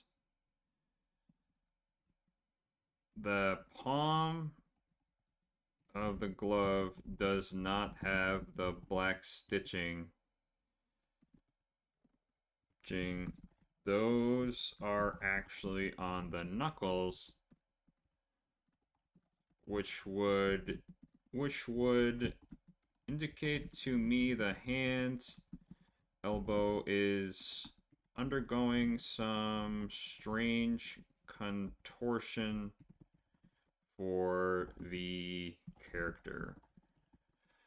Help me fix. All right. Oh, there's a very specific prompt. Very bunkery. Punisher vibes. Yeah. It's just supposed to be like the hunker down, definite background system mood. Thank you. Yeah. Sounds like a dystopian Max Payne vibe to me. Probably too deep a cut for this chat age. Dude, I know Max Payne. That's one of my... dude. New York Minute. I can't do voices. There was like those characters, like the PS1 faces, it's like the balloon. I don't know what art style that is, but dude, that was a great game. That was a crazy way to start a game too. Like, set the vibe immediately. Remember, like, when you start the game and like your whole family's dead, basically. It's a fucking crazy way. It's a heckin' crazy way to start a game, but it set the mood. This game's gonna be dark and gritty right from the start. Like, 20 years later, that game, I still remember that. And that's like the impression you have to make on people off the gate. It's Max Payne, get him! Max Payne, get him! Working on the voice acting, guys. Gotta start getting some more characters. I gotta start developing individual characters for my game. So right now I just have Jesse, which is like my voice. I'm kind of thinking about putting like Harold in the game. A guy that kind of talks like this, like a kind of an idiot. Like kind of like in Metal Gear when like, they're looking for you. And he's like, huh? Who's that? What was that noise? I gotta start getting characters in place. So help me keep track of these characters. I think Harold's a good one. Huh? Who's there? Oh, I've been shot. Like, I gotta get, because I'm not paying for voice actors, and I could do 11 labs, but I'd rather do it myself because it's fun and it's cool. Max Payne is the OG John Wick. Yeah, dude, you're right. Bullet Time? Is that what it was called? Bullet Time? Bullet Time! Warcraft 3 Peon voice next. The only thing I can't probably do is mechs. I probably can't do like mechs, Bullet Time, dude. Yeah, the dive and you go slow motion, dude. It was so sick having the dual pistols diving. Don't make me put bullet time in the black relay. That's all I'm saying. Don't make me do it. Don't make me put bullet time in the black relay. It's like dev, pep tech voices, pep tech music, pep. Yeah, that's what they're trying to do.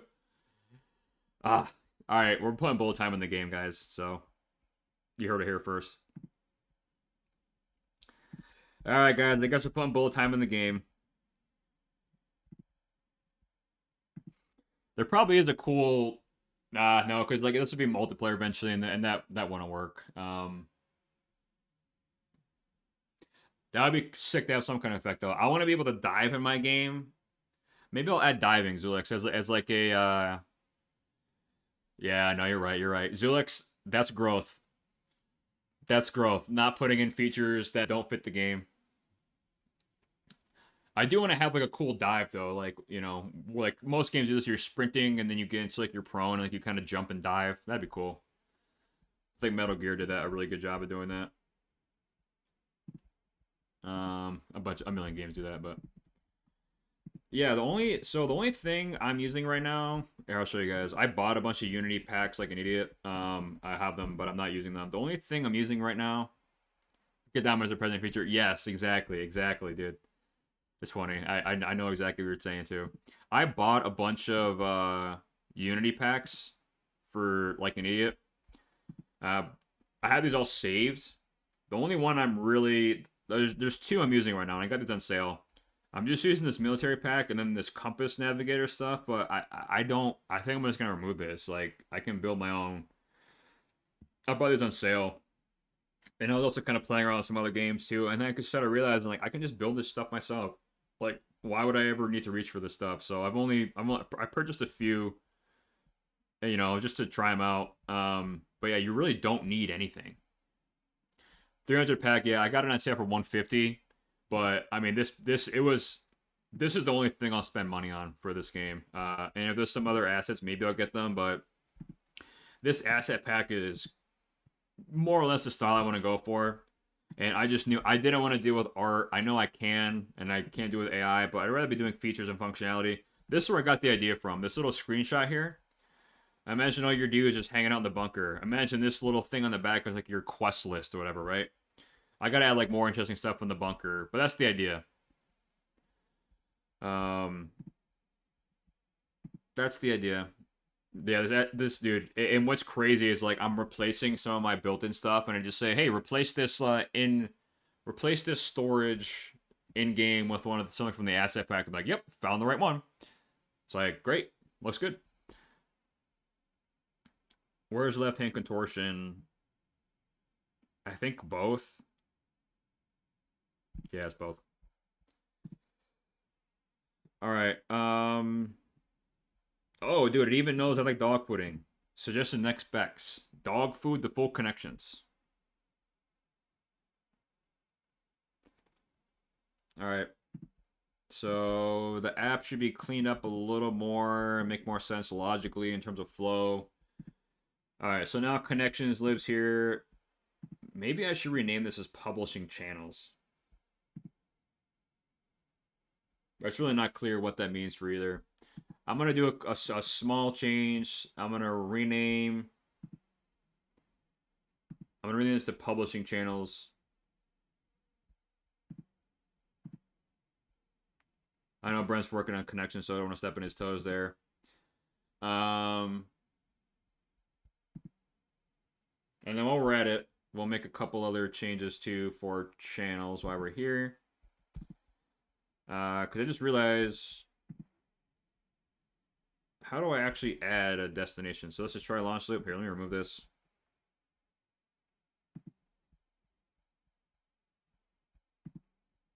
Let me do another OR quick. Let me make another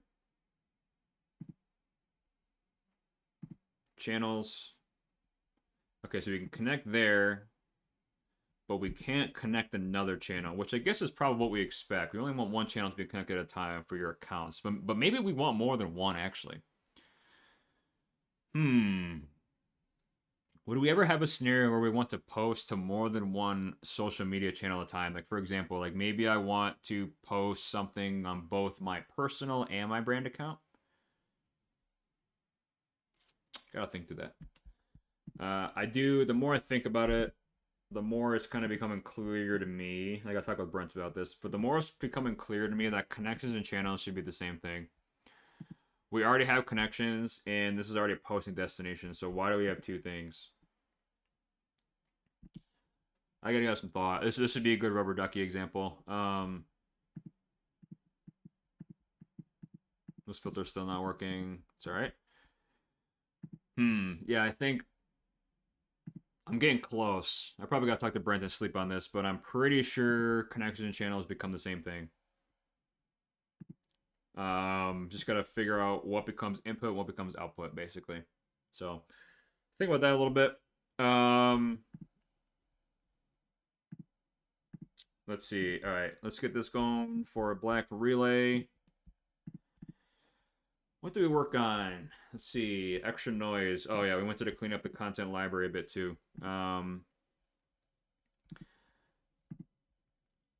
We wanted this thumbs up, thumbs down should really be more under here. This kind of needs some work, too.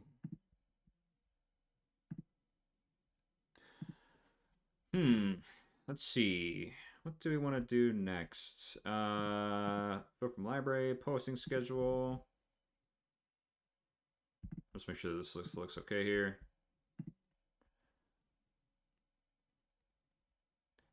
Alright, we're getting close here. By the way, I got the oven fixed. Nice. Called the tech in and told him I was wrong, and he's like, oh, it's an easy fix. Never knew ovens are so intricate because I've never seen the electronics part exposed. Holy crap, it's quite crazy. I dealt with something like that for a while. I was with my fridge, and it was a nightmare. It was like just a total. We had like a fridge delivery, or no, like I can't remember what happened exactly, but we were back and forth with Home Depot. I kid you not, for like 3 weeks. Like there was one and they had a tech out to our house. Like we didn't even know it was coming. I kid you not, this dude must have been 80 years old. And it was like Saturday at like 8 a.m. I'm like, dude, what? Who's that at my house at 8 a.m.? it's like, hey, I'm hearing about your fridge. The dude could barely walk up and down my stairs. And I was just like, okay, I guess you can take a look. He's in there like fumbling around for like an hour. He's like, yeah, I don't know what to do. It's just like, what? He's like, yeah, you got to get this part, that part, but I've never seen this model, so I'm not quite sure. I'm like, all right, man. And then he's like, yeah, I drove all the way from like Watertown, which is like an hour away or something. And I was like, this dude just drove all the way from Watertown. I felt bad for him, but obviously it was like Home Depot, like not communicating well to its like contractors or whatever. But I felt like the dude was like 80 years old. I'm like, dude, why'd you even show up? Like, go enjoy your weekend. I felt bad for this dude, but it was just a terrible experience with Home Depot. Really terrible. You got a brand trained tech. Oh, Zulex, I got a story for you, my friends. Dude, okay, so when we got this, hang on. Let me get a feature going here. Or a cleanup, rather. Don't let me forget this Home Depot story. Let's see. I'm going to clean up this overview page. This is also super noisy and really not that meaningful. Channels. I don't want to add anything else to channels because eventually it's going to be connections, I think. Oh, I remember what we're going to do. I think it was, I can't remember whose feedback it was, but yeah, the fact that you can connect your GitHub account in like 7 different places needs to be removed. Okay, so let me get that going. The user currently can see and manage their GitHub connections in too many places. That being project settings. I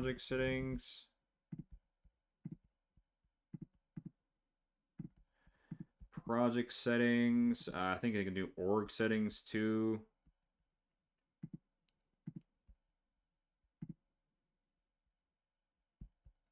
Where's manage source?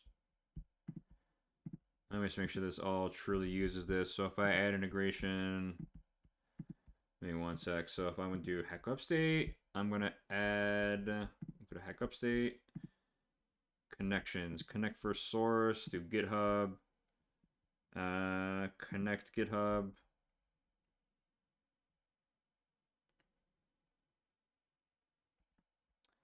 Okay, so we got GitHub. Let's just do this one. Connect repo. Alright, so this uses its own system.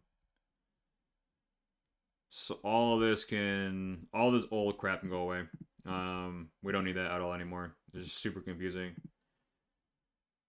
Nice, good banger call. Alright, Home Depot stories coming up. Too many places. Project settings, org settings, etc. They should only be able to manage this from their connections. From their connections. From their connections.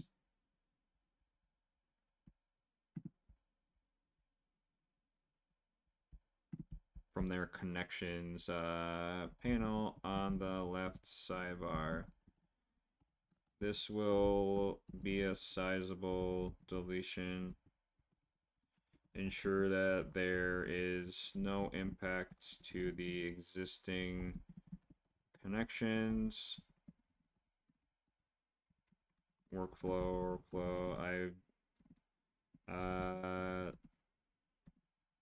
Alright, let's put this on extra high. I don't think we'll get really that much of a difference, but this one will plan out.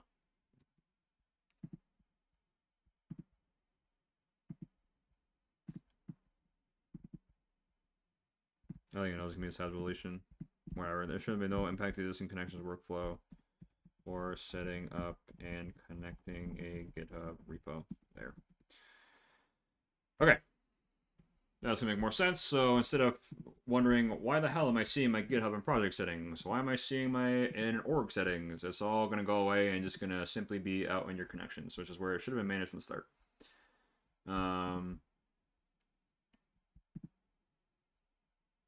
And then manage source, yeah. So Brent kind of rolled his everything here that we want, so we're good. Should be good.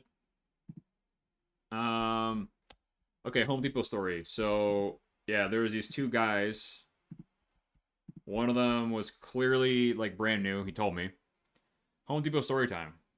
One of the guys was clearly like brand new. He told me. It was like his first week on the job. He said he wasn't trained. So I'm like, okay, concerning. You're about to have to lift a pretty heavy fridge to get in our house. They're both super cool guys, and I could tell I felt really bad too. They just weren't given good training.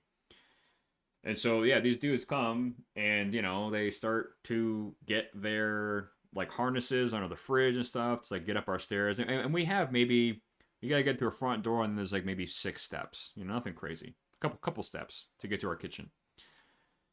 And this guy in this harness, first of all, like, got connected and he kept, like, tightening it. Like, almost, like, think of, like, a belt that can't get quite tight for some reason.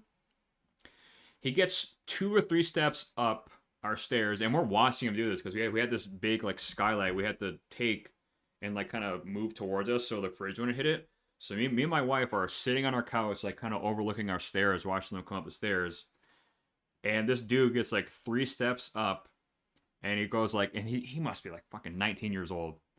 He goes, "Bro, my harness keeps slipping." And I'm like, me and my wife look at each other like, are we about to have a death on our stairs right now? I hope you guys have insurance. so we're like, holy shit. Eventually they made it up and they figured it out. But I was like, oh my goodness. Like, these guys may have just died on our stairs. And I kid you not, they took like 8 hours. We had a fridge and a dishwasher had to be installed. They were there all day and they were very apologetic. Like, oh, I'm so sorry, man. This is all messed up. Like, this isn't right. Like, they knew it was a bad look. But they were, like, new guys, like, clearly not trained. It's not their fault, right? Like, they didn't get good training. And he just was like, yeah, none of this is right, man. I'm so sorry. Here's a support number. You know? Here's a support number. Like, and so yeah, we called them. I was like, I was like really frustrated. Like I wasn't taking out on them or anyone, but I'm just like, this is not right. Like you need to make this right. Like you got to get guys that like are trained, know what they're doing. Like I told them over the phone, I thought these guys were gonna kill themselves on our steps. I really did. Not even being dramatic. But yeah, just I was so concerned for these guys. I was just like, man, like these guys are not going to make it. They ultimately figured it out, but I mean, they ended in like things weren't set up properly. Like the fridge was leaking, the dishwasher was leaking. It was just like at some point they were setting up the dishwasher and it slammed on the floor. And the dude just like immediately looks up like, I'm so sorry. So I felt so bad for these guys, but it's like, holy crap, like yeah, shame on Home Depot big time. It's crazy. That's the Home Depot story. So if you ever get deliveries from places, my lesson learned: call them in advance and make sure that there is someone experienced coming out. Because what should have taken like 2 hours ended up dragging on for like weeks and weeks, and it's first world problems for sure. Okay, but it's inconvenient. Like we didn't have a working fridge or dishwasher, and it was like we paid for this. Like what the hell? All right, let me think about this. Only connections.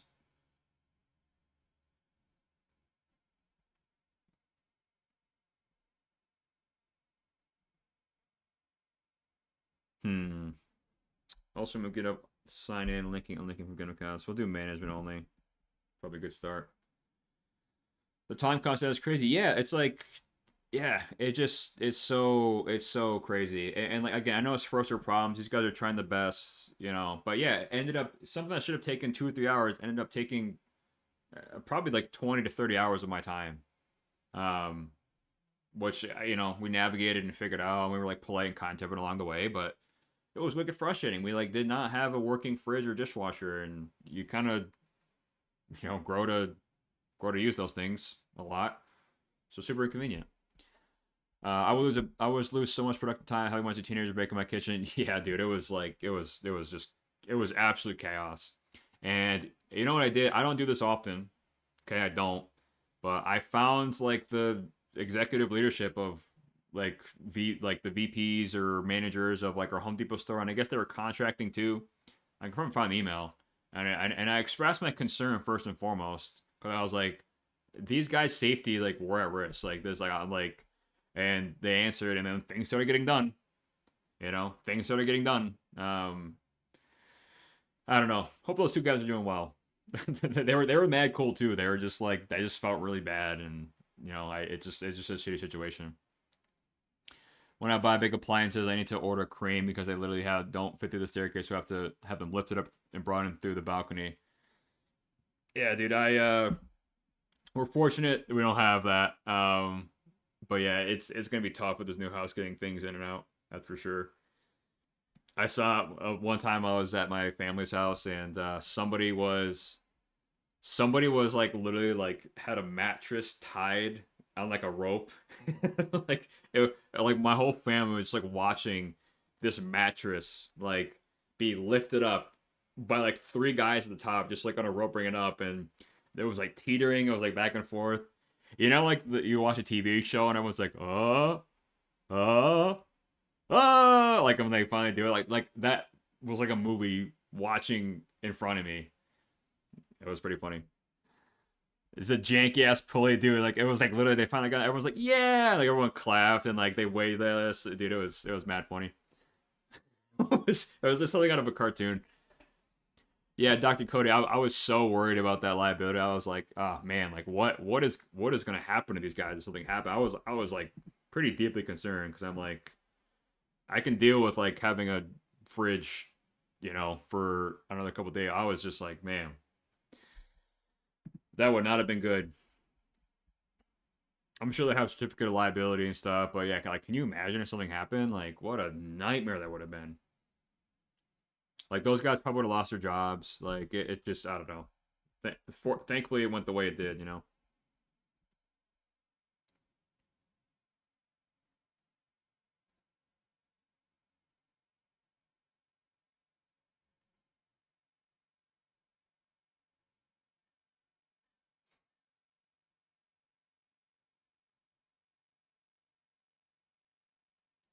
All right, we're moving everything for GitHub basically to connections. So,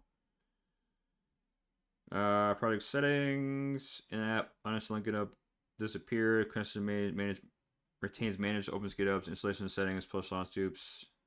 Yeah, all right. Looks good. We're just basically moving and centralizing all the GitHub management stuff because it is in far too many places right now and really confusing. I don't know how this ended up in so many places either. I think maybe originally, I don't know. I don't know why I ended up this way, but we're fixing it. So in 3 places, and we're just getting them in 1, basically. And yeah, like we're starting to get a little cleaner, guys. We're starting to remove some of the noise. The interface is looking a little better. I think navigating the app is looking a lot better too. I'm pretty close to figuring out what we want to do with connections and channels. I'll call Brent at some point today and ask him his thoughts, and maybe that becomes Brent will be out tomorrow and Friday, and then I've kind of got some shot availability next week myself. But I think if we can get connections and channels both in the same place, that will be a big help. This context stuff, I don't know. I think context just stays here. Things here technically, I don't know. I gotta think about that. Because I guess your connections help to inform your product and voice as your context. So I think they make sense as being separate, but we'll see. Gotta think about that a little bit too. Oh, I actually did a real app. Did it actually, what did it say? Connections, product coverage, product. I gotta click generate. It doesn't generate the first time, I don't think. This is just like a random like sandbox thing I did for hack updates. Let's see if it let's see what it comes up with. This has to be way more clear too in terms of this experience at some point. I see the source, but it ran, but it didn't really tell me anything meaningful here. I would have expected if I go back to my connections and or my product, I'd see stuff here, but I don't see anything. So I'm not sure why that happens. It has my source. Yeah, looks like it didn't generate anything for me. Did not generate anything for me. The only thing it did was things to avoid. Gotta figure out what's going on with that.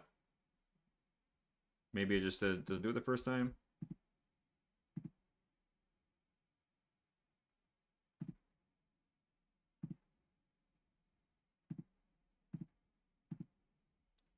Got a connection.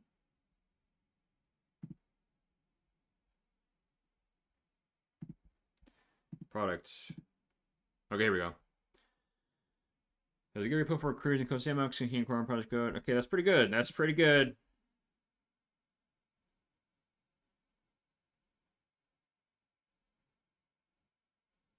That's pretty damn good for lurking, Brent. Nice work. There's too much content here. That's pretty good. That's basically what it is. It's a Git repo for sandbox containing core student code, projects, and capstone work. Pretty good.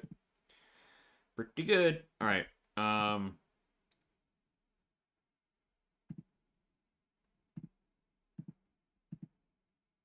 right. Let's try to generate one post. Let's try to generate one post. Let's just do one of each. And see what we come up with. I'm also noticing when these jobs complete, they shouldn't link you to the actual job. It should link you to like where the end destination is. So like when something's generated, like I would expect to go to like the page. So I can open job and see the jobs, but I really should go to where the jobs actually impacted the ability. Okay, let's see. Feature highlight, engagement, and app highlight. Feature highlight. The repo now shows messages with flow and get posts. Okay, this is like literally like just a crap, not a crap, but it was just a repo that our students use to manage their projects. App highlight. At hack update, that's not even the right repo either. A core SAML to get our repo with student exercises, demo project caps, where it keeps the code organized to learn from while showing of the mix of front end, back end, and full stack patterns. That's pretty good. And GitHub's pretty good too. One repo, many student projects, a lot of different ways to run web apps. So it's the first folder you open a core SAML. It's just not bad. Not bad. From like a random throwaway, I just randomly chose from one of my repos, and I kind of did that on purpose. I just like chose a random repo. Not bad. Not bad. It's coming along, guys. Zulix, I've had a family member go through a life-altering on-site accident at their job, and it was a very scary situation. Ah, man, dude, I'm so sorry to hear that. But he got a massive settlement pay from the insurance company, and he has a long life pension due to the gravity accident. Ah, man, that sucks, dude. That's I had those thoughts in my head, man, when these dudes run upstairs. I'm just like, I hope these guys don't drop this fridge on themselves and really hurt themselves. And this kid was like 120 pounds wet. You know, like this, it would have killed him. Yeah, I'm sorry to hear that, man. That's no fun. I've had, fortunate, knock on wood, I've had one happen where it was like a bad injury. But they got a pretty sizable settlement too. So, all right. Let's see. All right, this is the last thing we got time for. Let's see if the strange elbow contortion and hand placement is fixed now. Shooting range. Oh, yeah. Looks worse.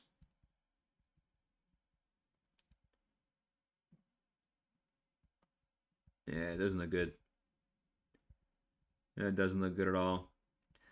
All right, I gotta figure out. I think the elbow contortion stuff. It's still like twisting around backwards for some reason. So I gotta figure out what's going on with that.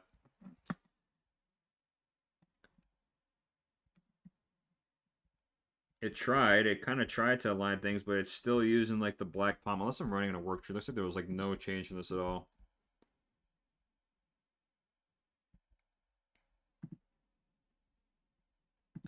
Just send me a screenshot.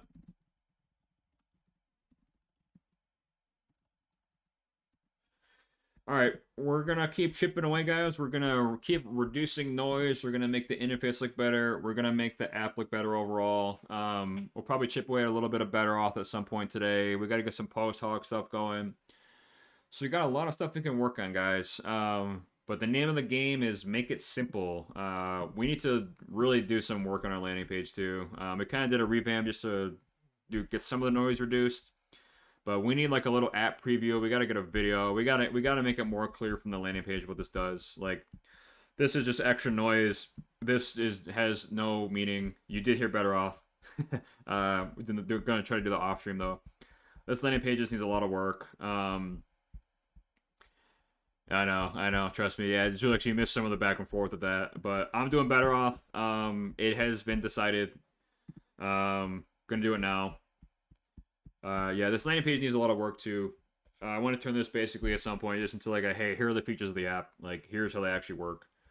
All this stuff really does not matter and is really providing like little to no value, honestly. Yeah, this is just crap. This landing page sucks. You gotta get it better. It's this hard balance of hey, Premiere's still here. Better off was heard and everyone got summoned.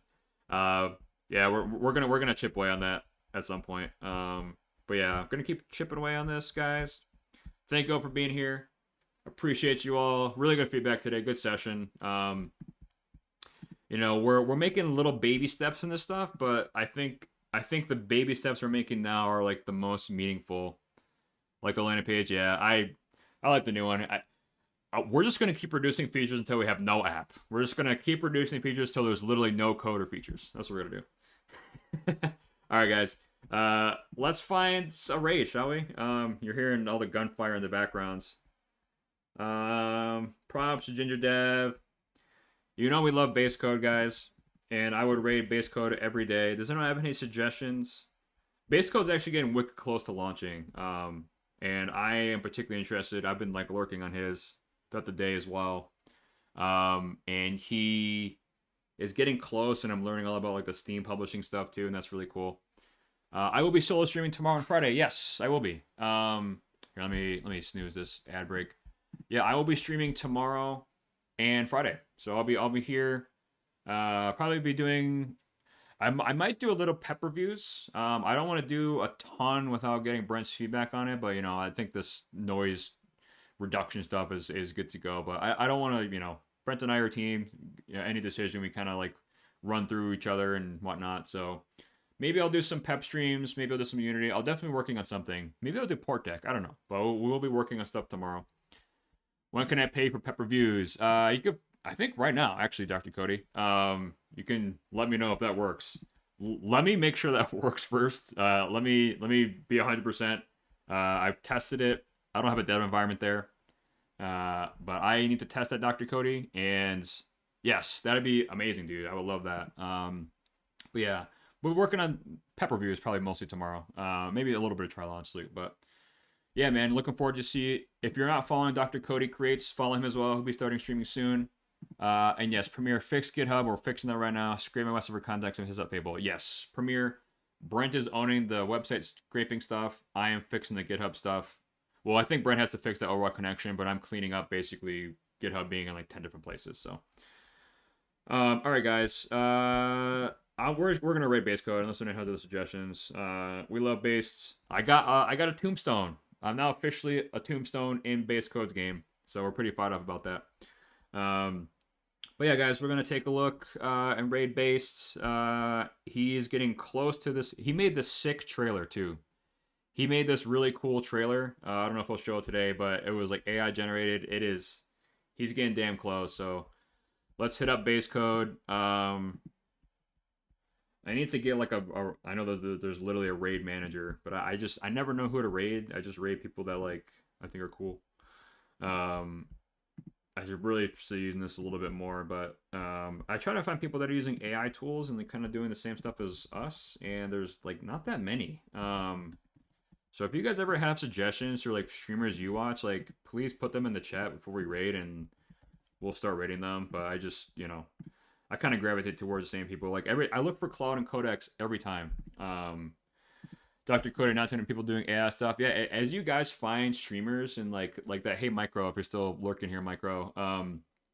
If you're doing stuff with AI, like please let me know, and like we will raid those individuals. We just love seeing how people are using AI tools. So all right, base code, heading over to base code, guys. He's probably like, stop raiding me, but whatever. We love base code. We love the work he's doing. He's doing really awesome stuff, but for not monsters. Game dev. Shout out base code. Getting the raid going. Have a great rest of your day, guys. We will see you bright and early tomorrow. And show base code some love. I got to kind of raid and run. I got like 4 minutes. But we'll see you guys tomorrow. Brent will be back Monday. And yeah, guys, have a good one. Enjoy base code.